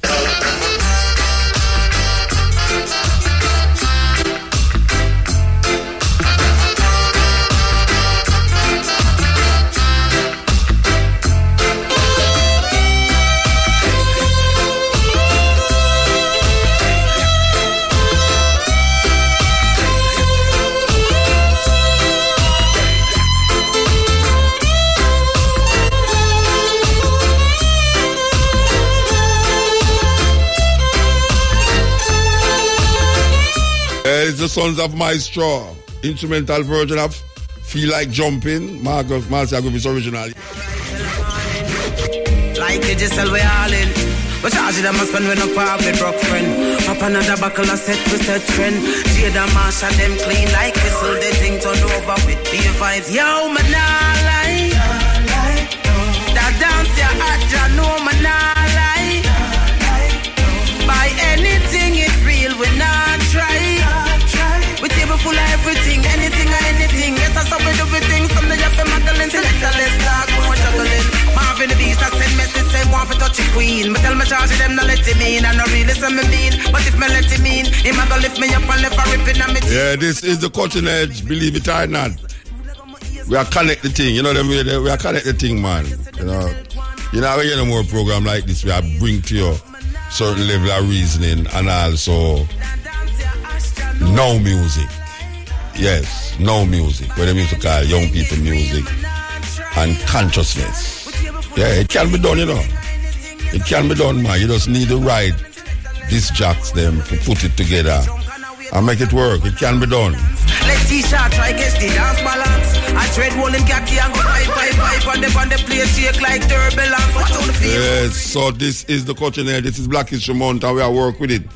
So here we are saying now.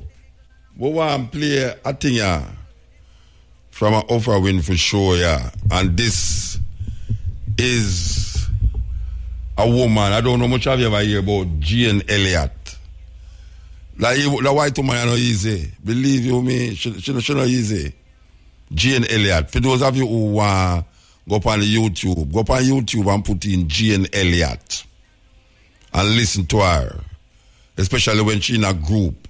We want to play a little clip here from Jane Elliot on Oprah Winfrey show here. I confront white people. This is a white woman. We say all white people are racist. It's a white woman that say that. No, but if it's a black woman that say it, she say all white people is racist. I'm so excited about my next guest. She says, you know, all white people are raised with some racist beliefs, even though they may not want to admit it. That's what she says. Jane Elliot says it's possible, though, to recondition racist beliefs. Jane is a former teacher and nationally recognized expert on race relations. And I don't know, but many years ago, when we were still a local talk show here in Chicago, Jane was on the show, and we did, those of you in Chicago might know this, those of you watching Chicago, we did an experiment with Jane that she's done this for many, many years. She's done it for corporations and universities across the country. It's the blue-eyed, brown-eyed experience, or blue-eyed, green-eyed experiment, where you have explain the experiment, Jane, please. You separate groups according to eye color, and you place those who have the wrong color eyes in the position in which we place minority group members and women in this society, and gays, and people with disabilities. And most of the people that I work with are white, so-called adult males. And those blue-eyed white males, when they are placed in the situation in which they are treated the way women and people of color are treated in this country, react exactly the way women and people of color react in this country. They get angry. Angry. I have been threatened with death numerous times. I've been hit by a white male during this exercise. I've had a knife pulled on me. And these are all white males who say they wouldn't have a problem if it happened to them. And they can't understand Los Angeles because they don't know why those people are so angry. Last winter, we were invited to a card party in the town in which I live. And in 1968, I did this exercise in a very informal way with a group of Rotarians in that same town. I was sitting at a card table, and an older man came up to me, and they started to introduce him to me. And I said, I've known him for years. And he said, I remember you. I've never forgotten you, and I've never forgiven you either. I said, what'd I do? He said, I have blue eyes. I said, oh, you're a Rotarian, aren't you? He said, yes, and I've never forgiven you. The man is over 75 years old.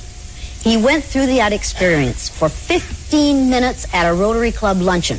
And he has never forgotten it in 24 years. He is still angry. You tell me about anger. That's 15 minutes and he's still angry. And what happens in the experiment? Well, I would you too. That you have those green eyes. That's the problem you're having, the trouble you're having with your daughter. Because you have those green eyes and you aren't as smart as brown-eyed people.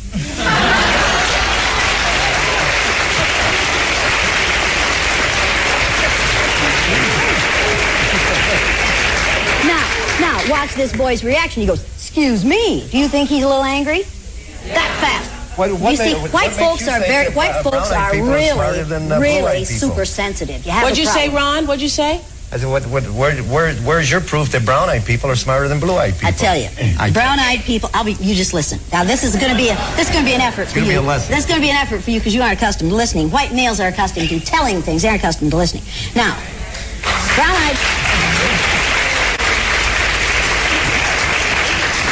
brown-eyed people are responsible for the fact that you have electricity. Many of the components for generating and transmitting electricity were invented by brown-eyed people.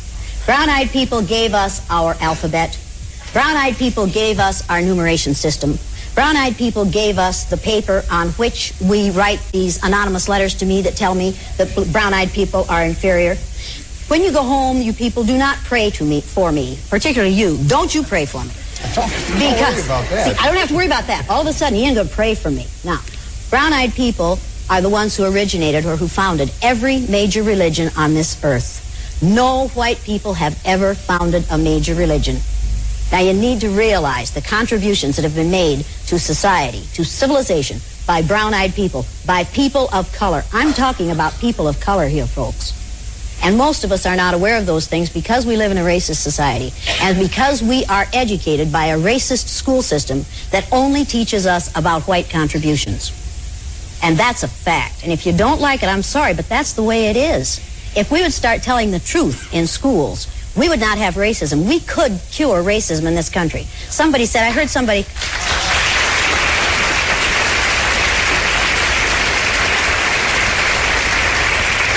I heard somebody in the green room say that racism is inbred. No, it is not. Racism is not part of the human condition. Racism is a learned response. You have to be taught to be a racist. You are not born racist. You are born into a racist society. And like anything else, if you can learn it, you can unlearn it. But people like this choose not to unlearn it because they're afraid they will lose power if they share it with other people.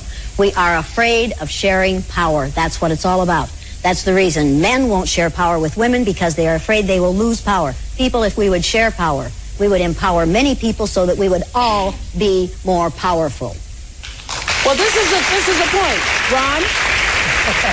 Ron was saying he doesn't know whether that's prejudice or not because he doesn't want to. I don't know if it is. I mean, is that prejudice? Is that racism? Of course it is. Of course it's racism. In your point of view.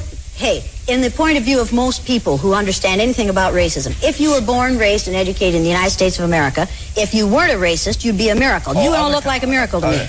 Other countries don't have racism.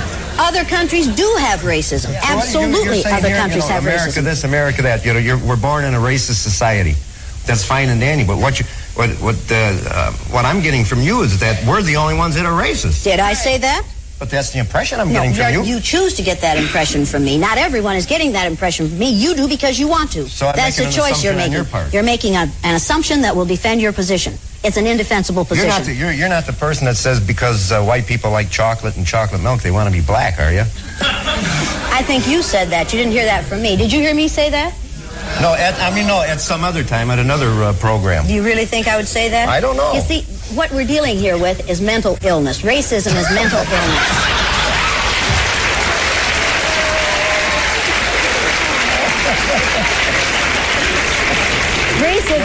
Racism was defined by the President's Joint Council on Mental Health in Children in 1959 as being the #1 mental health problem among children in the United States.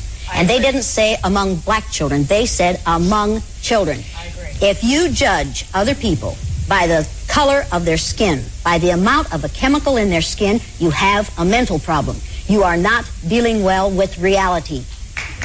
Now, let me say this. This is what I found every month when we do a show about this, that the majority of people who are not of color, white people, always say, but I don't think I'm prejudiced. Even just Gloria said it earlier, but I don't think I'm prejudiced. When we come back, I think what needs to be explained is, okay, everybody is prejudiced. Everybody is prejudiced. And I think the reason why people say, white people in particular say, I'm not prejudiced, is because they're afraid somehow then they're going to be judged because they are prejudiced. I think that if at least the country could just tell the truth about ourselves, if you could just say, yes, if you have to recognize that you are prejudiced before you can begin to change it. When we come back, we're going to tell you why you are prejudiced and how to stop teaching it to your children.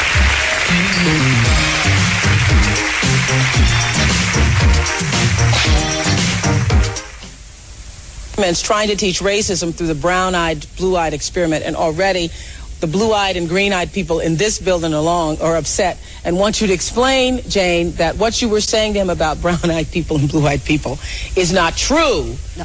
But his eye color has nothing to do with his ignorance.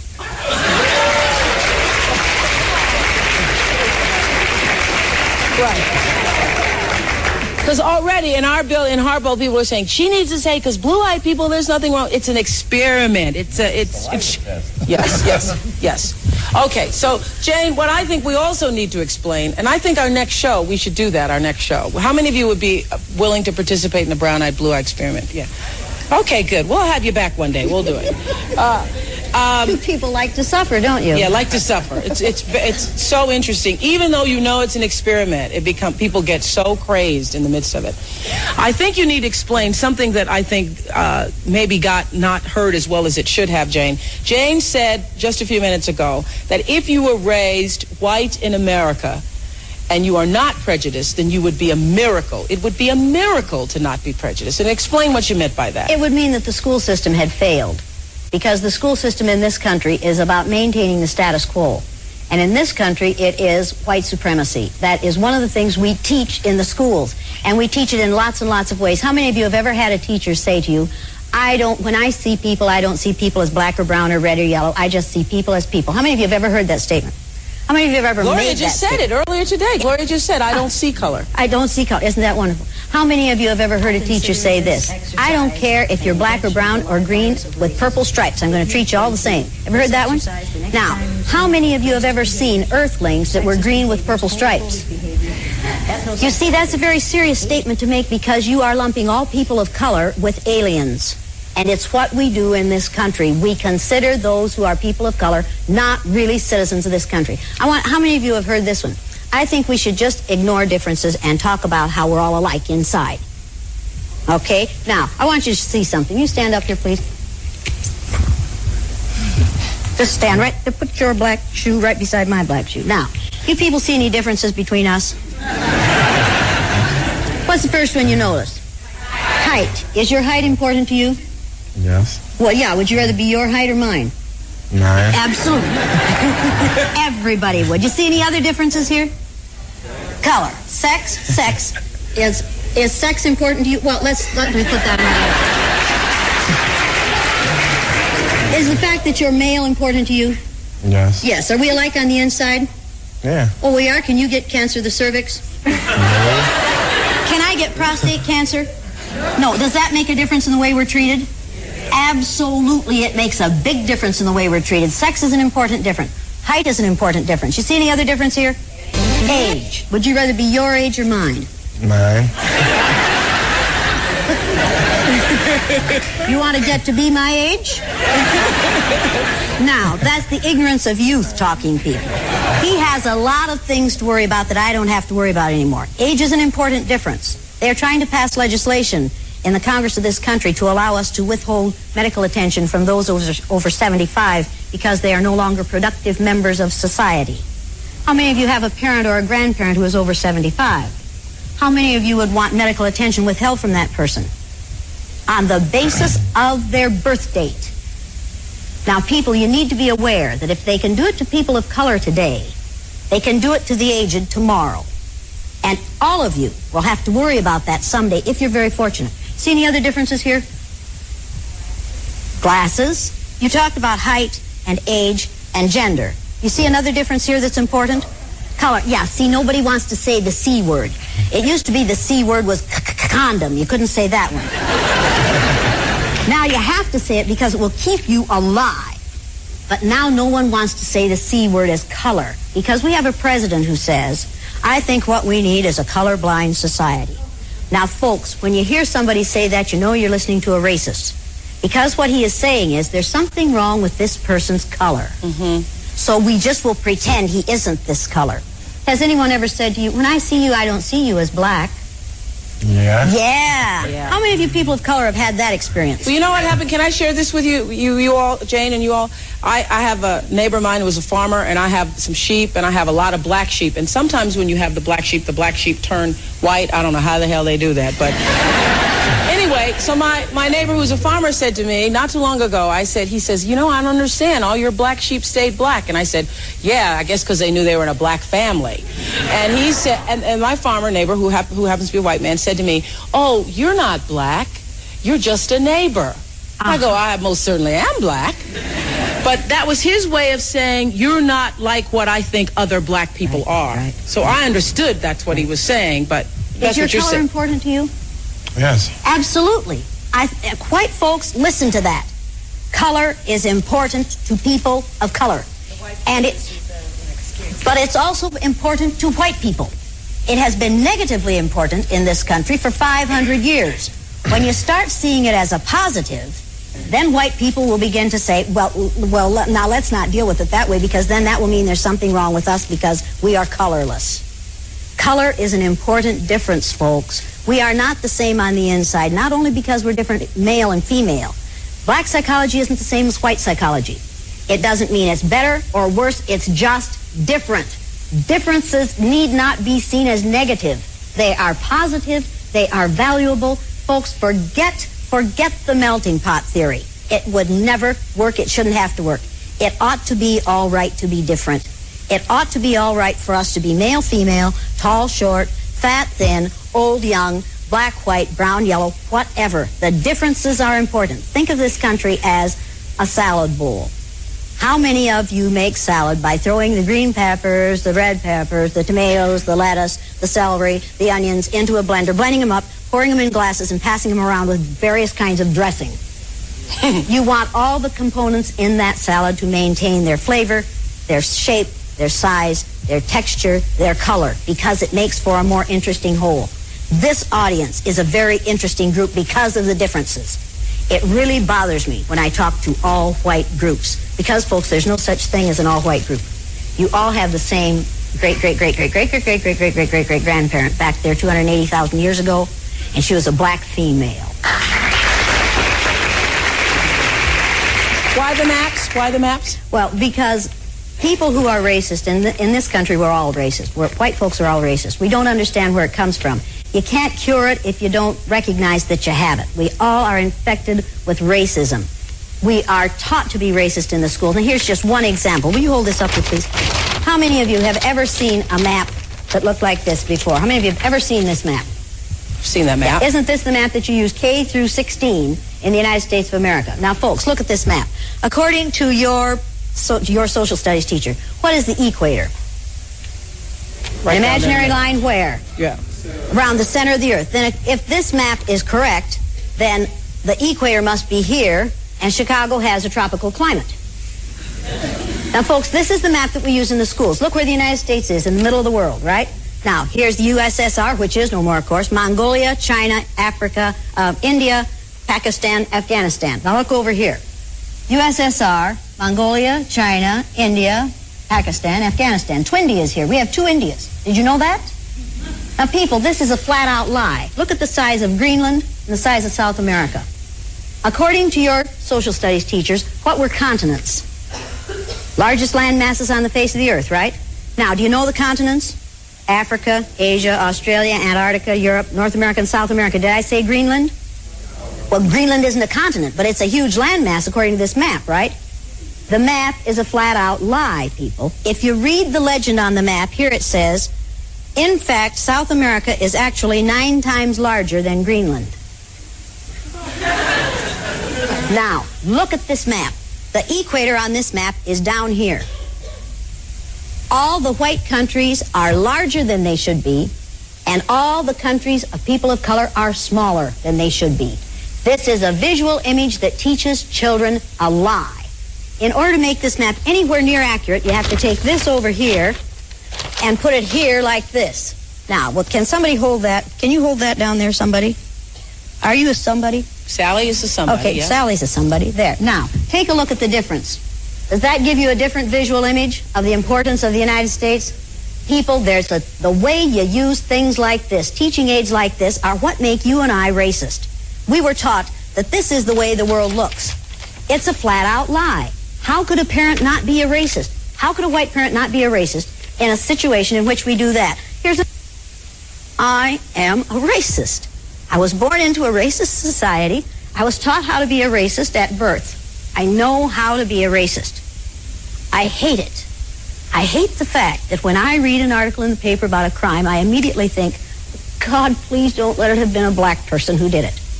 Because immediately I will get a call from somebody saying, well, one of your people did it again. I'm a racist. I was infected with racism at birth. I want to get over it. It is going to take me the rest of my life to get over it, but I can do it. But I have to choose to do it.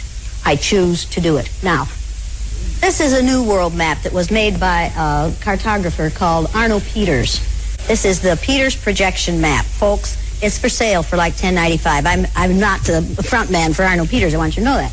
This map, the land areas are correct. The shapes are distorted, but the land areas are correct. If we use this map in school, it would give children a different visual image of the size, the shape, the relative importance of the countries of the world. Would it be unreasonable to ask teachers to put this map beside that one in their classroom? See, I think that's one of the things you can do. Another thing you can do as a person who is a racist, learn about your own racism. First, admit that you have that problem. Then, we've got to stop denying it. We've got to stop denying your flesh. And when you say to a person of color, when I see you, I don't see you as black, what you're saying is you have this deformity. And I'm going to pretend that you don't have that deformity. And then we will be able to relate to one another if we pretend that you aren't black. If I have to pretend he isn't black, what does he have to do? Pretend he isn't black. So then we have to agree to be insane together for a while. I think the focus is lost here. Commercial break. And what do you want to say here? Well, I found out one thing today. I am prejudiced, and I'm not proud of it either. And what made you think that you were today? I mean, what happened here today? It's just listening to everything that was said here, and looking at the map, and stopping and realizing that we are all people. We are all different. We are all of different colors and different faiths. But again, we are all human beings, and we should love each other just because we're human beings, not because of color. But see, I'm not sold on love either.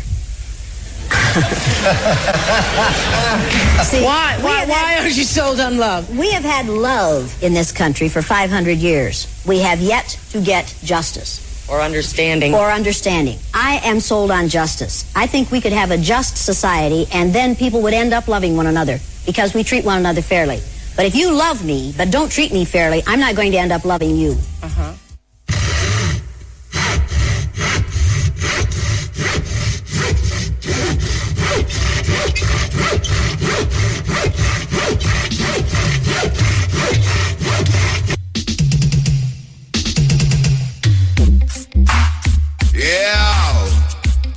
You see the world I cry out for culture.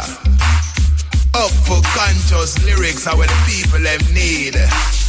Mentally stimulating so them brain get feed. A culture fi take the lead. Full speed.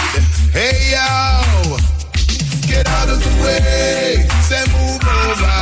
Culture is coming like a bulldozer. Get out of the way. Better believe we. Say you can't stop the culture so easy. Get out of the way. Say move over. Culture is coming like a bulldozer. Get out of the way. Better believe we. Say you can't stop the culture so easy.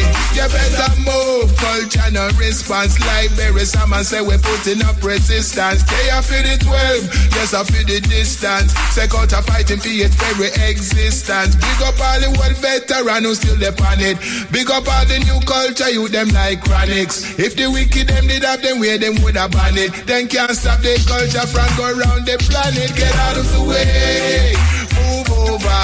Culture is coming like a bulldozer. Get out of the way. Better believe we. Say you can't stop the culture so easy. Get out of the way. Say move over. Culture is coming. Yeah, the lady is Jane Elliot. To those of you interested to hear more of what she has said about every white person is a racist. And brown-eyed people is responsible for a lot of things where we take for granted, which is true. And in Black History Month, you need to even go check out that too. Part of the Black History education, very important. This is the cutting edge. You listen to Maccabee. Bonfire red. Hey Babylon, you better mind where you trade. Do you hear what I said? Get out of the way. Move over. Culture is coming like a bulldozer. Get out of the way. Better believe we. Say you can't stop the culture so easy. Yes, cutting edge. Yeah. Hello. Blessed. Luca. Yes. How is the great man doing? I got you. The first day for the New Year, so you know what I'm going to say to you. Where you radio there? Where you just buy a radio? Radio? It's just on gone. All right, look at it. I talk too loud though. May I hear it? All right, do I hear it now? No. Okay, we'll cut it off. Yeah, man. For the program, that lady, she's like me. Which lady? The poet? The poet, okay. Yeah, man. Right, the poet and put them in a box all over the place. Most women do that. Eat them up. Most women do that, man. Most women. I find that most women eat them up. And then the poem them personal. It's too personal sometimes for read to people. And then we come out, when we decide I'm going to come out now, out of my hiding spot. I start writing, instead of poet songs, and give you them, you don't play them. Me? Yes, you. Okay, ma'am. How much people you give them? Huh? How much people you give them to? We give them to several people, man. Hold it. I hear them enough, don't it? Except for me. No, I don't hear them enough. I hear them now and then. Okay. But I listen for you because you're special. You But see? you say, I the first you hear me for the whole year. Or you know them I played them last week? Well, last week? Or you know me never played last week? I that me ask. Because you don't think me have I am a head back. You see there. You think I hear, you know, your ears. How many years? Yeah, I ears a year and I see it. There is that. I am a head back. Yes, the mustard there too. All right, ma'am. Anyway, like the programs that you put out, and several nights I try to call you, but I not get you. One night I wait, and you do everybody else. Except you. I accept me. I say, I go wrong with that man. Where say I true me know say you why me not can answer, right? Listen to me now. What? You go on. But me don't know, man. Make it so like me Anyway, conspire against you. I wish you all the best for you too. 2000. And I open up when I play your things, you're awake. You know, you don't know who talking to you. Oh, you mean if you know what talk to me? Then every time you give me a CD, me don't know, man. You know, I'll wait. I'll university don't you? You always give me CD. Okay. Yeah, so man. why you don't play them? Oh, you know me not play that me ask you. So I not hear them. All right, ma'am. And the people them who for hear them, I listen and not hear them either. And them tell you say them not hear it. They not hear it. All right, ma'am. I'm guilty. Anyway, there's one me to tell you not play at all. You see it? I'm going to tell you. No, don't hear you tell me that. Eh? No, don't hear you tell me that. No, on the road, I'm going to meet you. Okay. And give it to you and tell you. So if you listen it, but you must play that. And you keep on asking me. Why you must play it? Why you must play it? Tell me why you must play it. The time comes for you to play it now. You see that you tell me I'll win for play your tune there. You see, yes, I see that tell me win for play them. That the particular one there. Maybe that's why you don't hear it. You see, it is a prophecy, you know, about what the banks and those kind of things. Yeah, but you can't give people see and tell them when for play or when not for play, and I tell them when for play it. You stay there. Yeah, and advertisement. No. Yeah, then if an advertisement, you tell me what to play and when to play it. Anyway. All right, Mama, give thanks. Yeah. One other thing, yeah. The pressures of life has been on our people, and our children are dying, and those kind of things. As a matter of fact, I knew that was going to happen a long time. But okay, there are things that both you and Andrea has been talking and trying to educate people, and they're not listening. And I hope that the politicians will take it to themselves to say that they are wrong for certain things they start doing in our society. You understand? Yeah. Because they're not happy to know that we are united together. And unless we are united, yes. You understand? Then the problems that we have won't stop. It cannot be fighting one another and cursing one another and calling some dirty labor right, some black scandal bag and all this kind of thing. I think they should take the blame for most of the things that is happening in our country. I mean, of course, and them politicians cause it. Everything right, and then stop it by being united together. Unite yourself together, and put our colors, right? And put cleanness in the heart. Where's the put our colors, what you mean? Then you have the green color and the orange color and the yellow color. And you tell PNP must put with them color? Yeah. You think the PNP will put with them color? Why not? So why them should put them color? Why?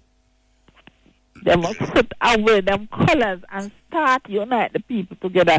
Yeah, and but you know what song we need to bring back, Muta? Yeah, what song? For the youth them. Yeah. When I was a little girl, we used to hear this song. Money can buy life. Remember that song, man? Yeah. So you if life was a thing that money could buy. So you think if them bring it back, it will make a difference to the society? It will help little children them. Okay, ma'am. So it helped me to understand. All right. But I do a survey. I normally do surveys on my own. I don't make anybody help me. I just do my own survey. And one day I went out and I said some ministers of religion. I said to them, I have a house full of money given away and a disabled man. Which one would you choose? And then think, and still some of them say, I have to give more thought to this. And a little man who sells in the truck sweets and those kind of things, I said to him one day, and before the word come out of my mouth, the man said, the disabled man will keep on because I want to keep my life. All right, but may I ask you a question? Yeah. You ask a question, if you have a house full of money and a disabled man, which one you would choose? Yeah. And you did want the answer to be the disabled man. Yeah, because the disabled man worth more than all the money in the world. Oh, yeah? Yeah. The disabled, the money can't help the disabled man. No, but it's one or the other. So you can take one or the other. Then you not take it. You take the money and help the disabled man. No, but you take the money you want to the disabled man. No, look here. You're not asking the thing right, man. If you ask me which one I would choose, I would look for. Which one I would take? Which one you take? Yeah, no, you ask the question, which one would I take? So which one do you take? I take the money I help the disabled man. No, it's one or the other. You can't have both of them. I know both of them I take. But you have I use it something when I take, I help someone when I not take. You go on about your business. You see, don't become an answer, you know what. So the point is that if one or the other, you're going to take one or the other. According to what I studied and learned, if you sell the whole world, you cannot buy a finger. What's the whole man? So the man is more valuable than all the money in the world. And until we start seeing that. But I tell you something, you know why I hold it, Mama, you know why I hold it people are dead long at KPH now? Because they don't have money to save them life. What? If they didn't have the money, them life would have get saved. Learn that. So, you mean, the reason why I hold it people are suffer so. When them go to doctor, they can't get medication. It's because them don't have no money. But no. I mean no. Because they don't know how to help them body. That's the reason why. Look here. Some of them can't get to buy the right thing because them don't have no money. If them did have the money, maybe they would have buy the right food. But me I said to you. No, but the right food is very cheap. Look here. I would take the money and help the disabled man. You prefer the money to human being. That's what you're trying to tell me. No. That the man of value, the man surpass all value of What me say to you? You're going to take the money and help the disabled man. And that's all I prefer the money. You prefer the money? No, you give me a choice, which one would I take? That's what I said. You would have taken the money. I help the disabled man. Me not take the disabled man. Not going to need your help. Why him not going to need my help? You see him. What? It's one or the other. They don't one or the other. I choose the money to help him. You choose the money because you don't see. Because I can't use the money and help him. You don't see the disabled man as a man surpass value of earth. No, you see, you're gone for another levels we talk. That's the level and all the way. Me have to move, yeah? Anyway, love you. You can start playing the CD. All right, Mom. All right. We get caught in our argument again. The time is 57 minutes past 12 o'clock. 3 minutes. Everybody who listens to consideration know what we are talking about. But I wish that dreams would come true. Yeah. Oh yeah. Yeah. You're my roots girl. I've got to have you, baby, to be my girl.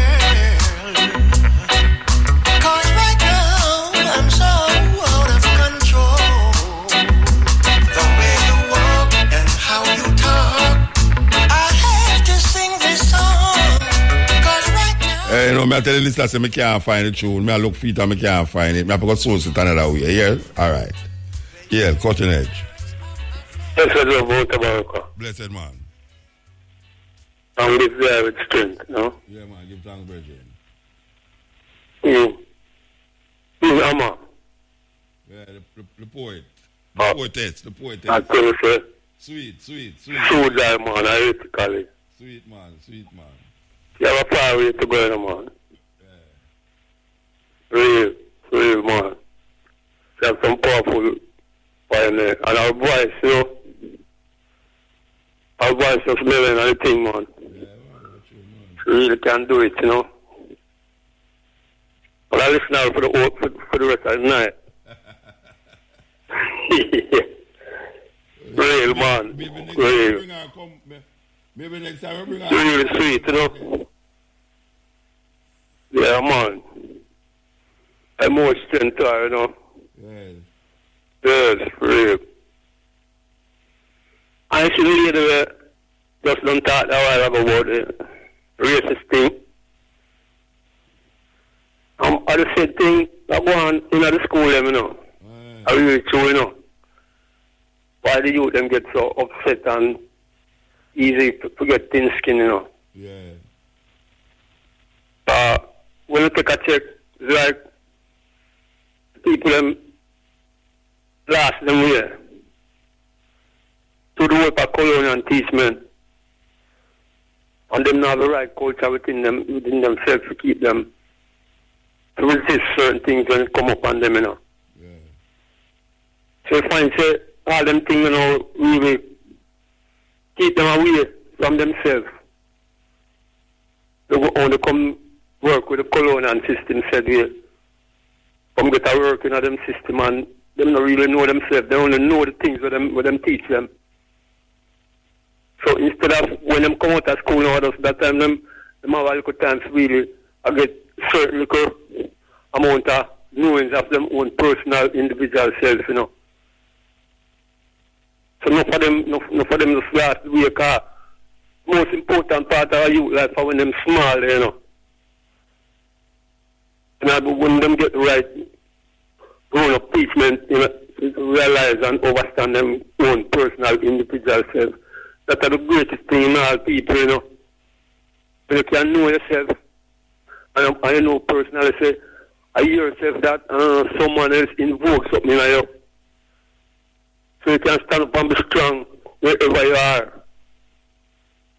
These are the things where you need now. So you see that some of them curriculum that them having at the school, them need to really get serious now if they want to have a better nation and everyone can realize themselves, you know, as one people within the system, you know, because them feel say, adults, we alone it have happen to, it have happen uptown, it have happen around town, it have happen all about, you know, the thing you said straight, you know.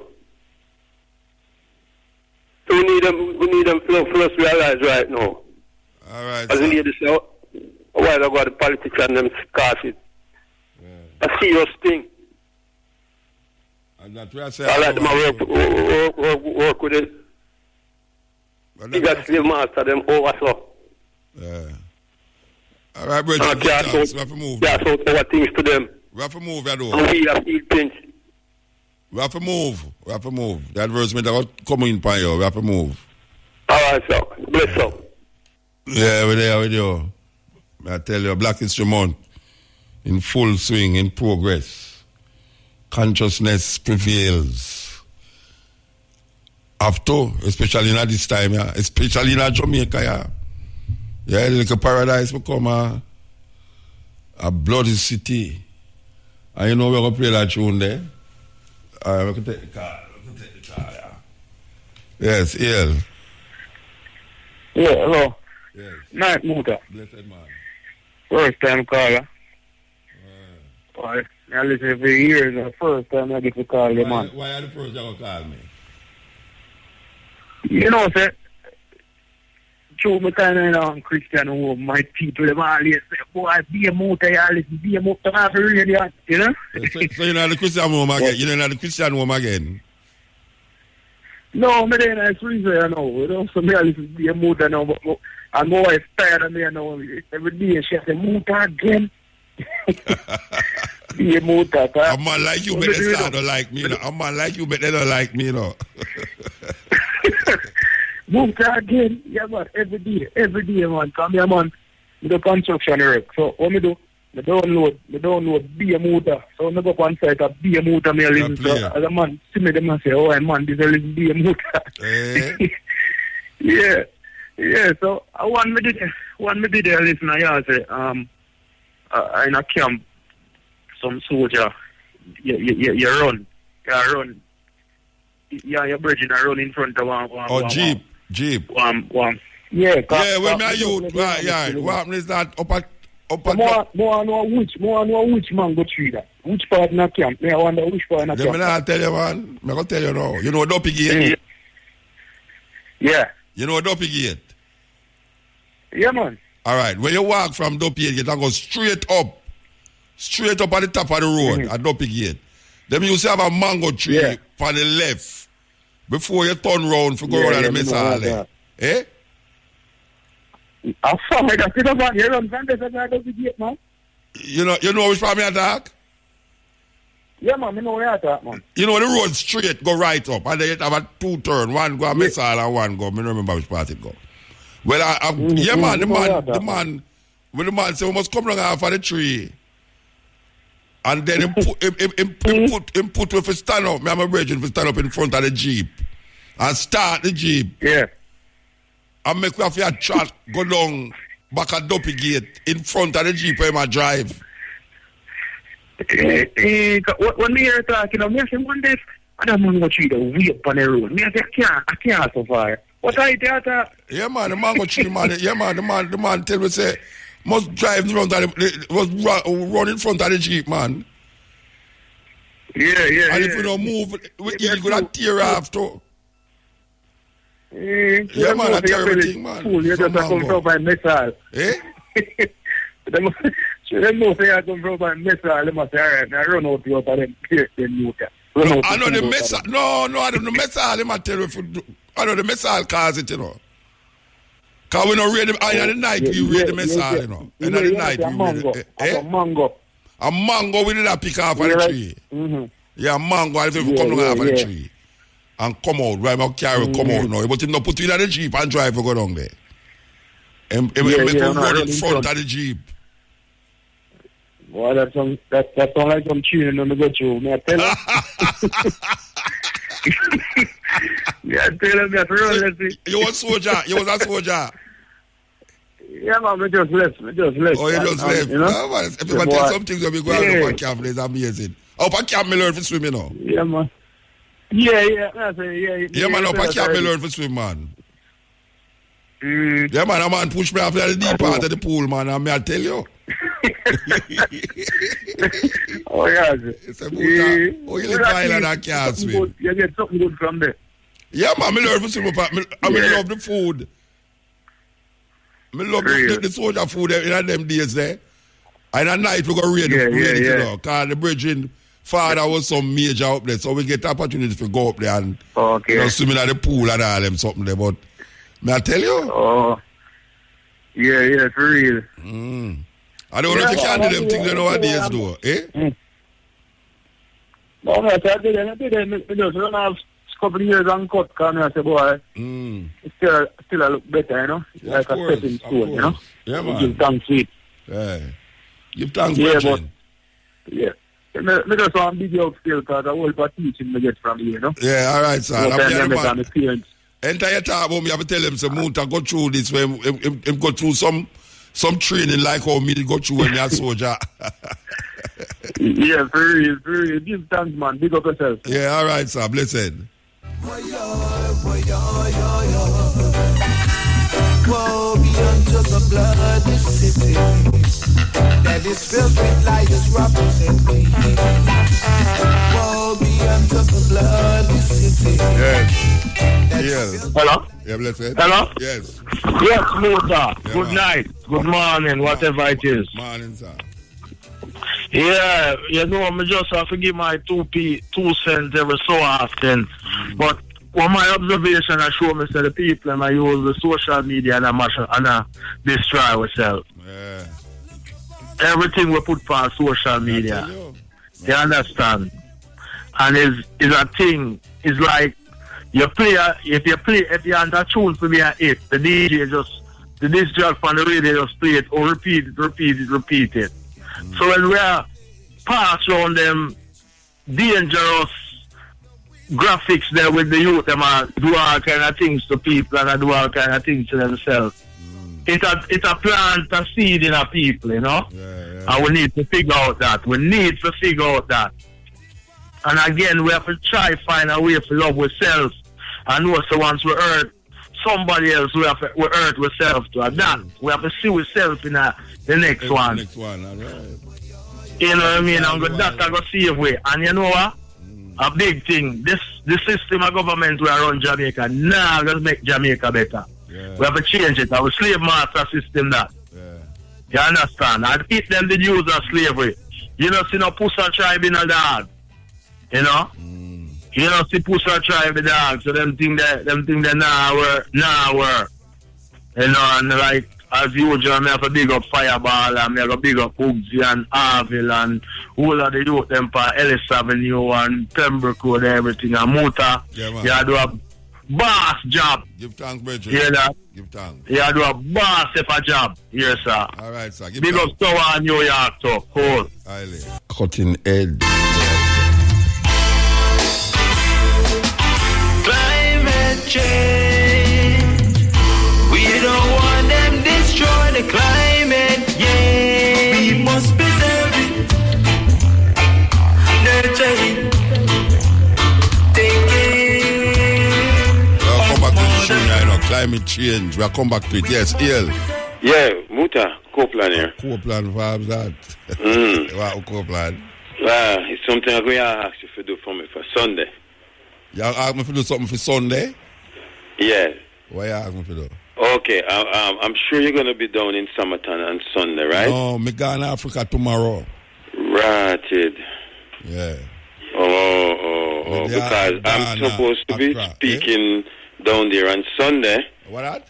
I know I was supposed to be speaking down to the Jimmy Cliff thing on Sunday. Yeah, what? And at the same time, I have this thing in Kingston, the Red Rose for Gregory thing. Yes. Oh, so you do want me to come at the Red Rose for Gregory and perform? No. I was going to ask you to fill in for me down at Jimmy Cliff thing because one of the things, the highlight of what I was going to talk about was when our trip to Cuba. No, but somebody have fill in for me already. Oh, somebody filling in for you already? Yeah.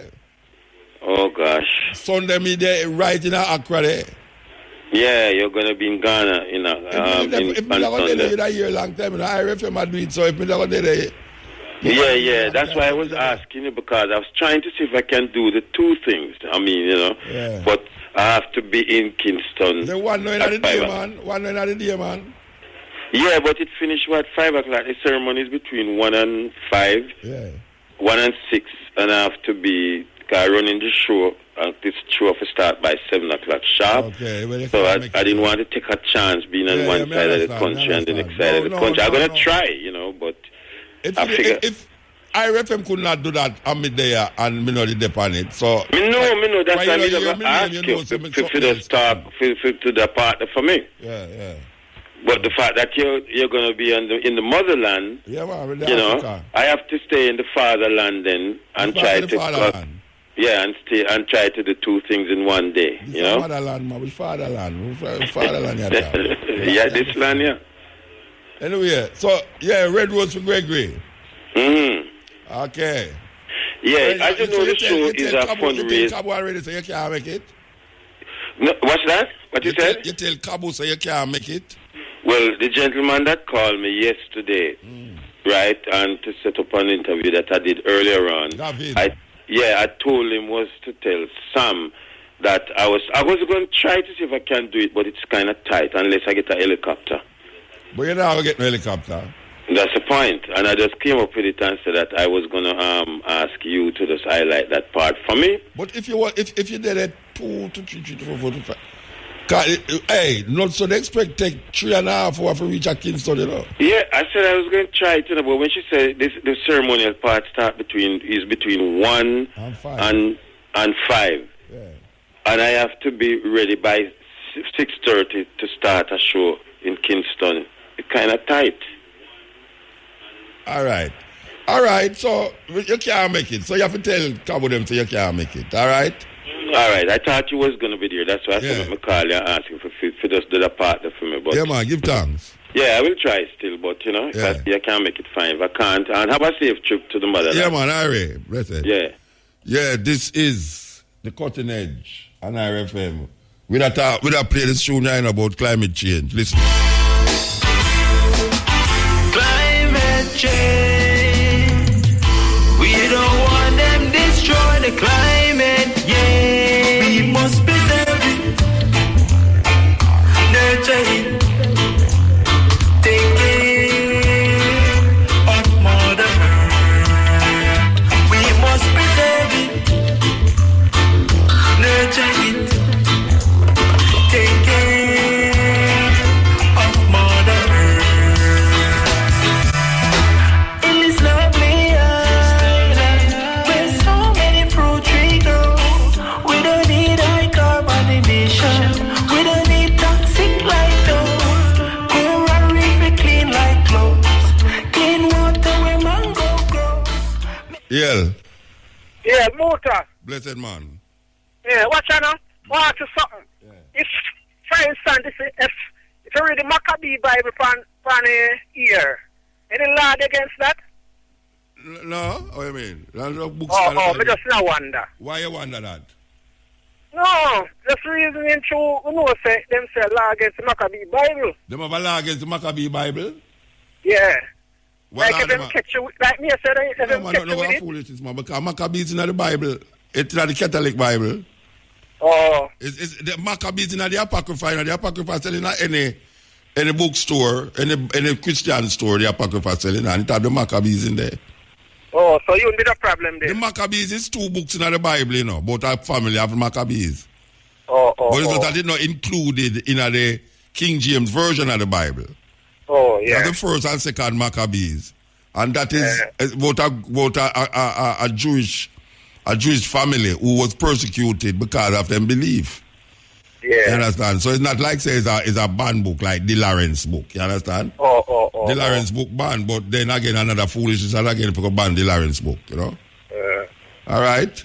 Watch out, wait there. Malcolm X book banned too, you know? They never know. No, I never know that. Yeah, man. Stokely Carmichael book ban, you know. It depends on ban list, you know. You never know that. Yeah, so got people think that's a problem, boy, from day one. Shira, where they pay the $5,000 bill. Yeah. The man, they ban all back books will come in at the island, you know. And if you get found. Me hear that. Me hear about that. Man. Then all autobiography of Malcolm X and, Stokely Carmichael book and all them book. Them was banned book. You can't make police catch you with them book. They come like a ganja, them catch you with. Yeah. Yeah, but the Maccabees, first and second Maccabee, you can't get that for buying any Christian bookstore, any store. We have Bible in it. Catholic Bible, the Catholic Bible. Not necessarily Roman Catholic, Catholic. Yeah. Catholic is universal, the word Catholic is universal. So if you have a universal Bible, which I'm called Catholic Bible, you would see the different books were not in the King James Bible in there, about 14 of them. All right? Yeah, man, anyway, respect. Yeah, man, give thanks. Yes, with the panel vibes, we don't talk about climate change. You know here, continent, the end.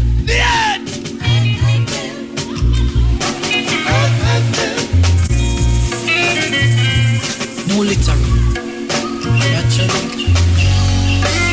Mr. President, address the nation. No put it there, don't put it there. Garbage on the street, don't put it there. It no need when you do it, don't put it there. No littering, man go find a bit. No littering.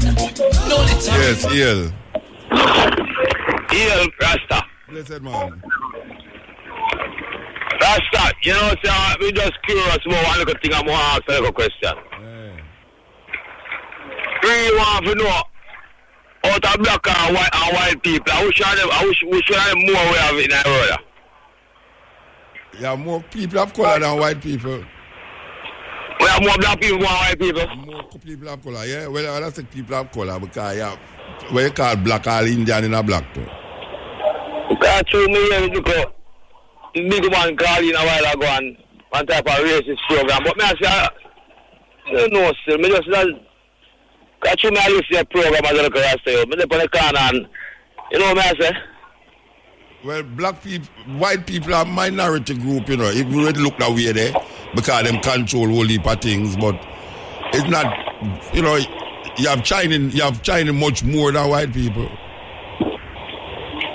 No, but the racist thing when we always hear people talk about it's just black and white. We don't hear them talk about Indian and Chinese people and them things. Some of us curious. We have to know if more black people in the universe, more white people. Yeah, but you see, why you hear about it so much? Because you're amongst black people who was dispossessed by white people.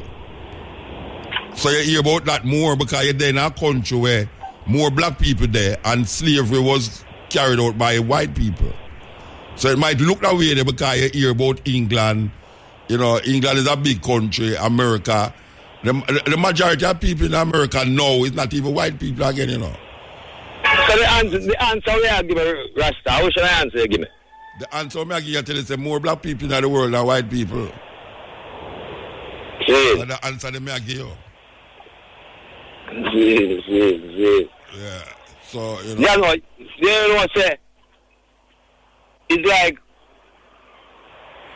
it's like some want to big up some people in that place. Because we still live on the earth and he's a man who really listen to really straight to the motor. The program really catch me for real as a little young Rasta.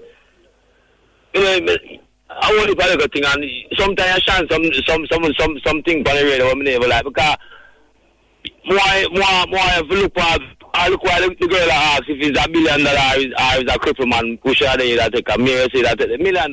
What was that with $1 million?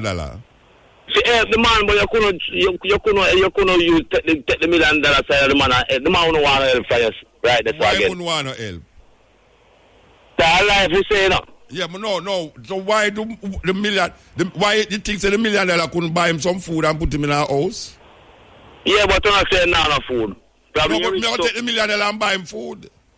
No, probably rich and he probably born with all that illness so he can't get better, so. But it's pure probability we are work with and now. Me say me take the $1 million and help him. So why you say no, we're wrong with that if me tell you me I'll take the $1 million and help the cripple man? No, because we are Rastafari people, we are Marcus Garvey, Selassie, we love we are the user most life, you know. Life. So if me take $1 million help a cripple man and love that. No, but the cripple man actually now come like the Almighty, they don't set him that way, they say. No, but she never... No, Bridget. Me and live, I'm not really see no cripple man, enough cripple man get back a walk. No, me not talk about get back a walk. Me I say. Yeah. Wait there. Take easy. Yeah. If you have a place with a whole heap of people who can't help themselves. Yeah. And you have $1 million can help them. What is wrong if me say me take the $1 million and help them? Yeah, but that's one different situation is you coming right. That's the What kind of different situation? Tell me the different situation. Because if you put on $1 million, just beside like the cripple man. No, she say if I choose $1 million or choose a cripple man, which one would I choose? Yeah, but you have a choice to choose. But may I say, if you break it down from the point of love, humanity and love. Yeah. And me tell you me take some money. And me tell you me help use some money and help a man and I say that I not love. Because that's why I never believe in how we hear certain things about them I talk about all racism, you know. Because you know, white people have a lot of love. No, and I love really I try to generate, you know. And black people have no love. I'm not switch the argument. When I talk about the blue eye people from far down where they doing something Columbus and them Monday. Yeah. Because me travel to England and me really accept white people just like how me accept myself as a black and accept black people. Because the people them have a whole heap of love for you. Them loving. And black people don't have no love. Black people don't have no love. We have more. We have more love, more on them. All right, me could go back to the case where the girl. The cripple man there. The woman bring up. Yeah. All right. May I ask you a question? Yes, sir. If you see a cripple man on the road, him not have no food, him just lay down in the rain and all him something there. Rasta, that man that want help for you. All right, then that me ask some if me say, would I choose the money for help the man? If me have a choice.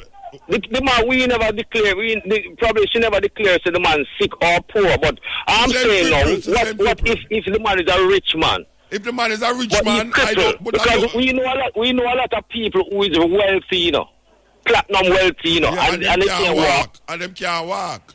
And the money can't help them. Yeah, but I don't know if the money can help them. I tell you, say, I put my own scenario to it, you know. She give me a scenario and I put it and I say, I take the money and help the crippled man. And you are saying, no, me not have no love because I choose the money.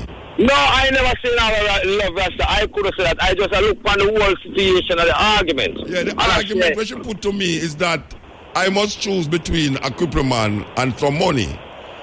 That's why I have to even get back in myself. Because I'm about another days when I listen to Capleton, Lucian and Sizzler, them three Rasta man. Because Capleton is saying born money, you know, and born car, you know. Who said that? I'm not Capleton. Enough people never really understand. Because I'm trying to show you, say, people life first. You remember that tune about Capleton and say, I'm born car, I'm born up. Yeah, well, if I would say that, Virgin, but people never understand what we did that say when we say it. Well, even now, enough people don't understand because when you say you're going for the money, it took away to me. But why did I look away to you? Me tell you someone I use the money for help somebody. Well, so the woman never the lady never says the man really want to help like that. I don't know, but she never tell me the man want to help. And me, I put that. You put that for sure. And me, I put that. Say the man could need help, so me going to take the money and help the man. I want to praise this man. You know, say me and the youth when they come up Paul Bogle, they ask how we school Paul Bogle go. Oh, yeah? And you can shine me off. Oh, yeah? Let me shine you off. Because we don't know you don't know how we school Paul Bogle go. That's true, me tell you, we don't know, no, you're going to me shine you off. No, but you know that historian, man. You know the travel I you know, me go ask about the same day. Just about 2 minutes away from and she tell you, don't she tell you? And she sit me down and explain to me. Yeah, all right. She know that. Me don't know that. That means that you me talk on the radio, me know everything. I don't know everything, yo, I say I got to the whole away, man. People me love it, man. Yeah, but me don't know everything, Virgin. If you ask me which school Paul Bogle and say me don't know, I don't show you. Me just don't know. You just don't know if it's true. So you want me to tell you a lie and go like no? Yeah, no, but here we go now. You see, with face expression and to how you relate to people like answer. Yeah. It's so like sometimes you make people feel embarrassed. All right, listen to me now. You see, on that program, yeah? Yeah. Enough time to tell people say me don't know, you know. If come and say, boy, me don't know, you know. They not know, you know, means I me know, I me not tell them, you know. You just don't know. You just don't know. Yeah, so me don't know. So and I hear me say, why me don't know, you know, I don't run the man, you know. Me don't tell you, me don't know. Me not talk about things that me don't know, you know. I say, me don't know. Yeah, no, because even the next lady we called before was saying she gave her CD them and she tell us, don't play that tune there. Because you know, so you have tune for certain occasion and certain reasons. Yeah, but somebody can't come give me a CD. I mean, try give me a CD to play and I tell me when to play with tune. Yes, because probably the tune well, she want to put it on a 45. Well, she put not put it on the album if she have a special time to play it. And then when the time comes out to release it. She can't come to me an album with 5 tunes on it. Rasta, don't do people like that. Because remember when Usain Bolt a whole platoon sing. All right, easy. No tune I really sing feel like that. All right, easy. Watch out. Because it's not the time for it. All right, listen to me now. Me dey on the radio, you know. All right, wait now. Me dey on the radio. And if a man dead yesterday, yes, and he make a tune for the man who dead yesterday, yes, I'ma play it. All right. She give me an album with about 5 tunes on the album. And she has said, there's one tune that she don't want me to play. Yeah, right. Because probably not the time to play. Yeah. The situation don't arrive yet to play that tune. No, but she come 3 years after and say, I know what the time to play it. Yeah, because the time is now. So what you want me to do now? So me must go back for the album now. If I go play what she tell me must play. No, me not work that way there. Yeah, Rasta. She have to go find somebody who she have to go pay for do that. Me not pay. Well, Rasta. Rasta. Yes, sir. You know somebody, me and you call you and tell us, say, the man that will do reggae can't read. Bob Marley. And the man say Bob Marley can't read. And the only reggae artist we admire, because Bob Marley can't read. A drug business done. No, but here we go now. You start telling him, say Bob Marley can't read, but him say no. Yeah, how would that mean now? Someone must accept that? No, you must accept it. Him say, I the man never do reggae, cannot read, but you say Bob Marley can't read. No, him say Bob Marley can't read. Yes, that's what him say. Yeah. Because a reggae artist that. Yeah, so what that mean? Where you say? Where you really ask about that? No, when I ask about that, so you don't stand him and we are not telling him say Bob Marley can't read, but you supposed to know if Bob Marley can't read, because you and Bob Marley grew up, and me and Bob Marley supposed to can't read. Me and Bob Marley no grow up. Me and Bob Marley no grow up. No, when I say that to me, because you said Peter Touch. You said Peter Touch came for the first tour. No, me know, me tell you that? No, Jimmy Cliff came for the first tour. Yeah, but not Bob Marley. Me and Bob Marley have no dealings. That one little dealings me have with Bob Marley, but me not say it on the radio. But me I tell you one dealing. Me and Bob Marley don't come together. Me never sit down with Bob Marley and talk to him yet. So you don't know nothing about his caliber if he can't read yet or no? I know him can't read. But, well, I figure that too, because you write a whole heap of songs, and a man will write songs supposed to can't read. So if a man come to me and tell me say Bob Marley can't read, what must say? No, but here we go now. You did go back and ask him again if Peter Touch can't read, you know, and him say Peter Touch say black man can't read. Because we must say now a black man a culture for two. So because he might try to say white people teach you to read to try to mislead we. So where you are come with now? Come and understand where you are going to come with now about that reasoning there.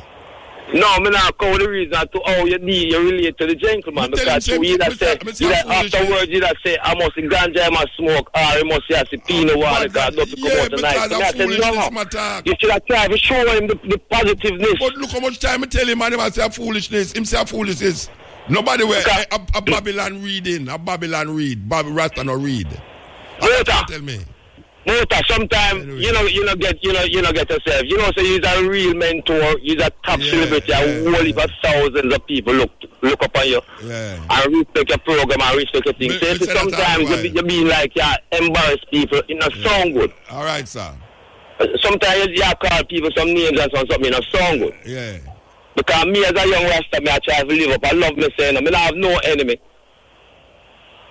You see what I say? Me your way, I say, Virgin. All right, Rasta. Carry on the program. I want love. I still say I love the world. Give thanks, Irie. Give thanks. Yes. Okay.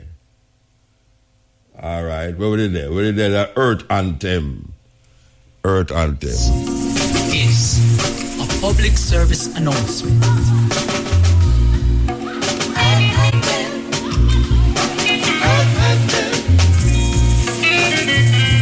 No littering. Mr. President, address the nation. No put it there, don't put it there. Garbage on the street, don't put it there. There's no need when you do it, don't put it there. No littering, man go find a bin. No littering, no littering, no littering, no littering. Mind the soul, body, and surrounding. Yes, yeah. Yeah, Mota. Blessed man. Yeah, man, big up yourself, man. Why? While you come through that, so I mention them Mota, I address some people really don't understand. Yeah, man. The Virgin at school me, you know? Yeah, more while you have to take to school in Mota. Not your only be more experience. You understand? Them not take it, man? Yeah, man, I just say go. Mota, listen, Mota, I create, it's limited. More while you come through that. All right, radio, hold on there. You have on a radio there, you know? Yeah, it looks so.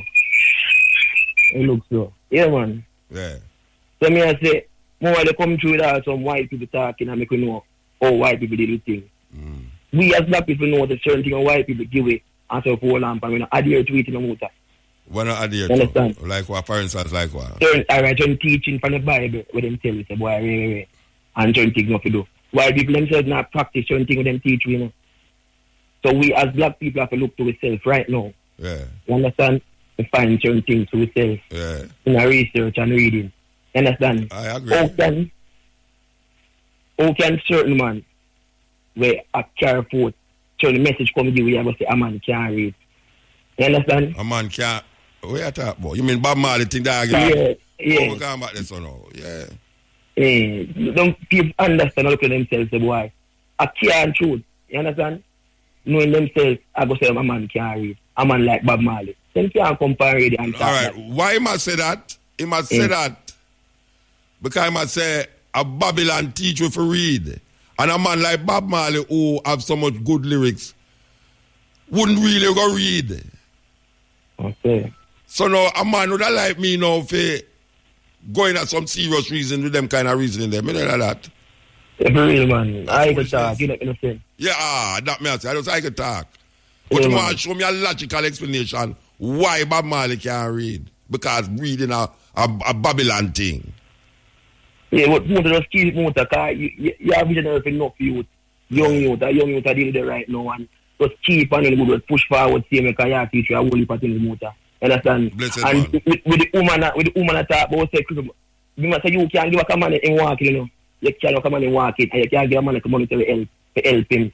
I don't know what's wrong. I say. Maybe I might have to go explain it another way to me. I don't know where wrong. I don't want to nothing wrong when you say you take money and help a man. You understand? Same love, heart of love, same me. You can't come and walk, you know. I can tell you something, Bridget. You see them argument about money, this and money. I can tell you something. A whole heap of people are dead in the day today because them can't afford doctor bill. Yeah, legal some water. A whole heap of people are dead now because them can't afford food. Okay, thank you, sir. So I tell you, say, don't, you know them say, you know people always misquote the Bible and say, money is the root of all evil. The Bible never says so, you know. The Bible says the love of money is the root of all evil. That's what the Bible says. Money is the root of all evil. Because money without money don't have no value. And if I tell you, say no, Dr. Bill is a bill where I kill the people them because them don't have the money.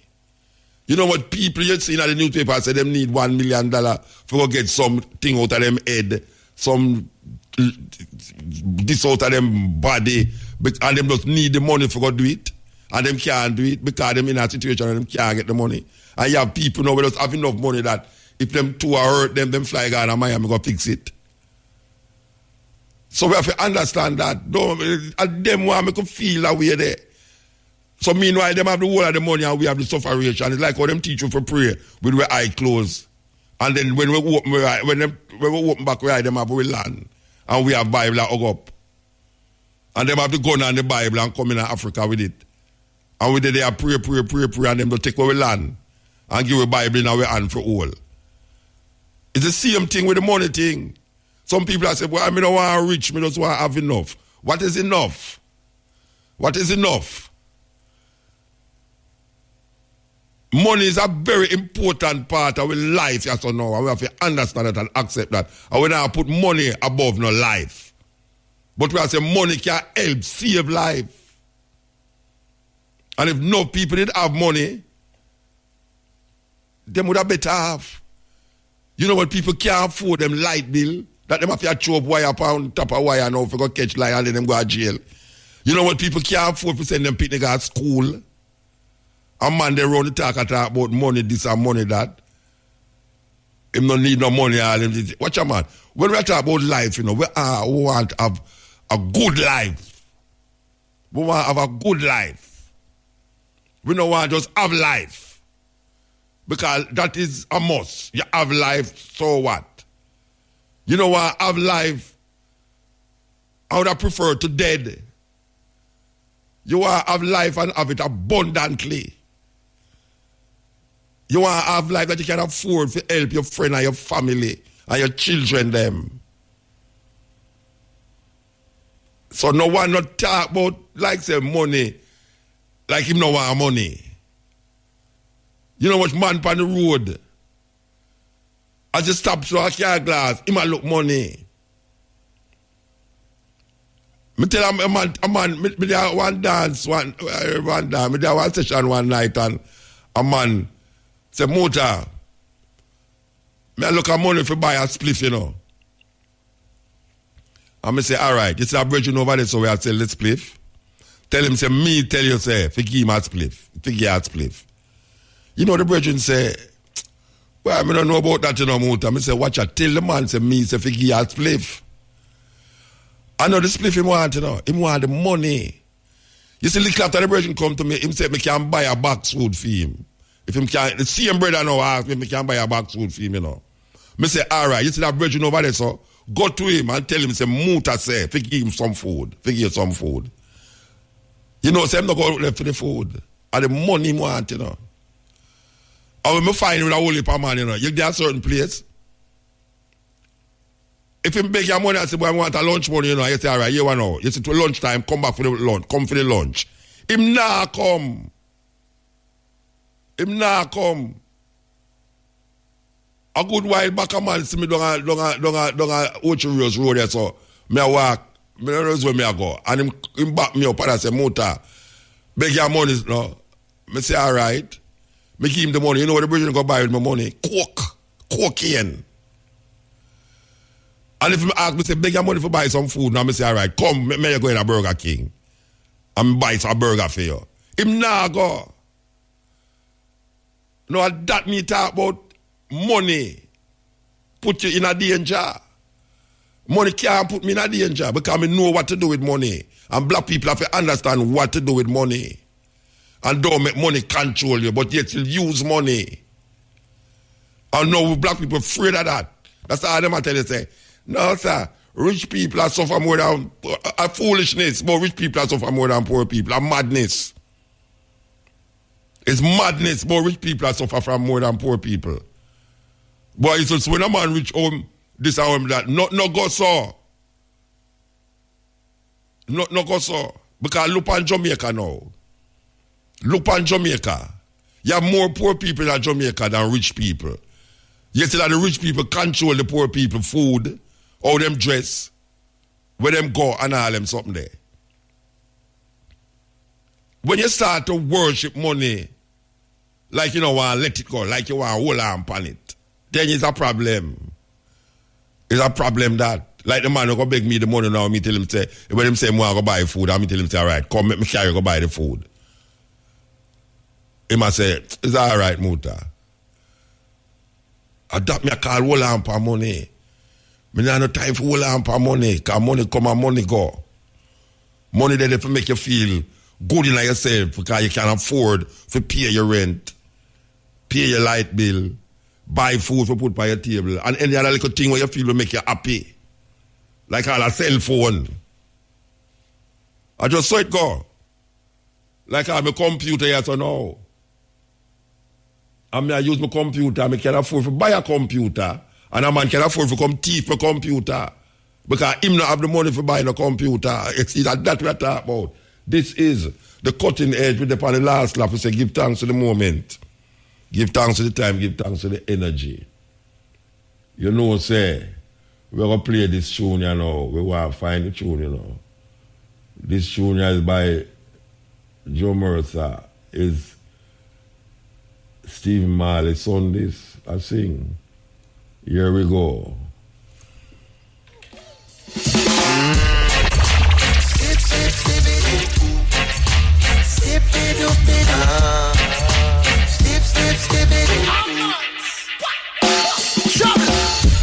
Me and you, girl, gonna get it together.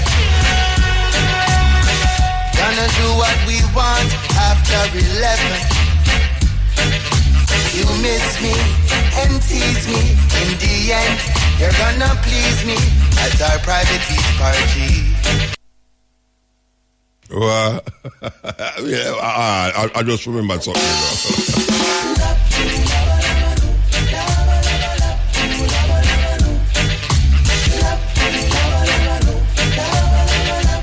Yeah, son of Alton Ellis. Look why you hear the son of Steve Marley. You know, this is the son of Alton Ellis. Christopher Ellis. Thanks for life. Mm-hmm. Whenever we smile, things are amazing. Going with stuff, still praising. 'Cause Got to give thanks for life.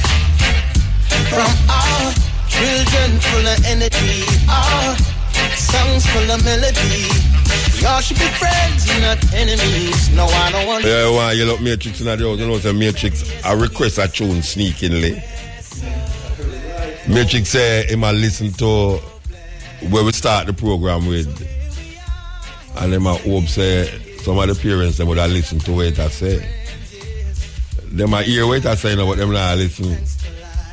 So it's a true Matrix now. We're going to close the program with it, you know.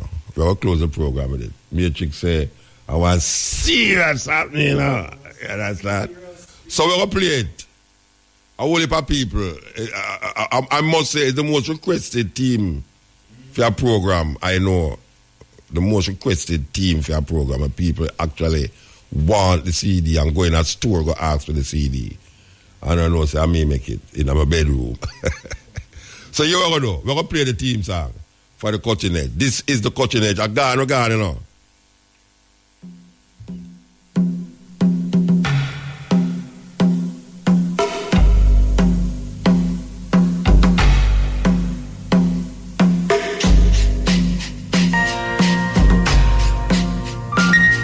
Teach these truths to your children. Teach your children that they need nothing exterior to themselves to be happy. No person, place, or thing. And that true happiness is found within. Teach them that they are sufficient unto themselves. Teach them this and you will have taught them grandly. Teach your children that failure is a fiction, that every trying is a success, and that every effort is what achieves the victory. The first no less honorable than the last. Teach them this, and you will have taught them grandly. Teach your children that they are deeply connected to all of life, that they are one with all people, and that they are never separate from God. Teach them this, and you will have taught them grandly. Teach your children that they live in a world of magnificent abundance, that there is enough for everyone, and that it is in sharing the most, not in gathering the most, that the most is received. Teach them this, and you will have taught them grandly. Teach your children that there is nothing that they are required to be or to do to be eligible for a life of dignity and fulfillment, that they need not compete with anyone for anything, and that God's blessings are meant for everyone. Teach them this, and you will have taught them grandly. Teach your children that they will never be judged, that they need not worry about always getting it right, and that they do not have to change anything or get better to be seen as perfect and beautiful in the eyes of God. Teach them this, and you will have taught them grandly. Teach your children that consequences and punishment are not the same thing, that death does not exist, and that God would never condemn anyone. Teach them this, and you will have taught them grandly. Teach your children that there are no conditions to love, that they need not worry about ever losing your love or God's, and that their own love, unconditionally shared, is the greatest gift they can give to the world. Teach them this, and you will have taught them grandly. Teach your children that being special does not mean being better, that claiming superiority over someone is not seeing them for who they really are, and that there is great healing in acknowledging mine is not a better way, mine is merely another way. Teach them this, and you will have taught them grandly. Teach your children that there is nothing they cannot do, that the illusion of ignorance can be eradicated from the earth, and that all anyone really needs is to be given back to themselves by being reminded of who they really are. Teach them this, and you will have taught them grandly. Teach these things not with your words, but with your actions, not with discussion, but with demonstration. For it is not what you do that your children will emulate, but how you are that they will become. I listen to everything on IRFM. IRFM on Sunday. IRFM on Monday. IRFM on Tuesday. IRFM on Wednesday. IRFM Tuesday. I say on Friday is Ira FM and on Saturday is Ira FM. And you have an next day? And you have an next day? And you have an next day? And you have an next day? And you have an next day? And you have an next day? And you have an next day? And you have an next day? And you have an next day? And you have an next day? And you have an next day? And you have an next day? And you have an next day? And you have an next day? And you have an next day? And you have an next day? And you have an next day? And you have an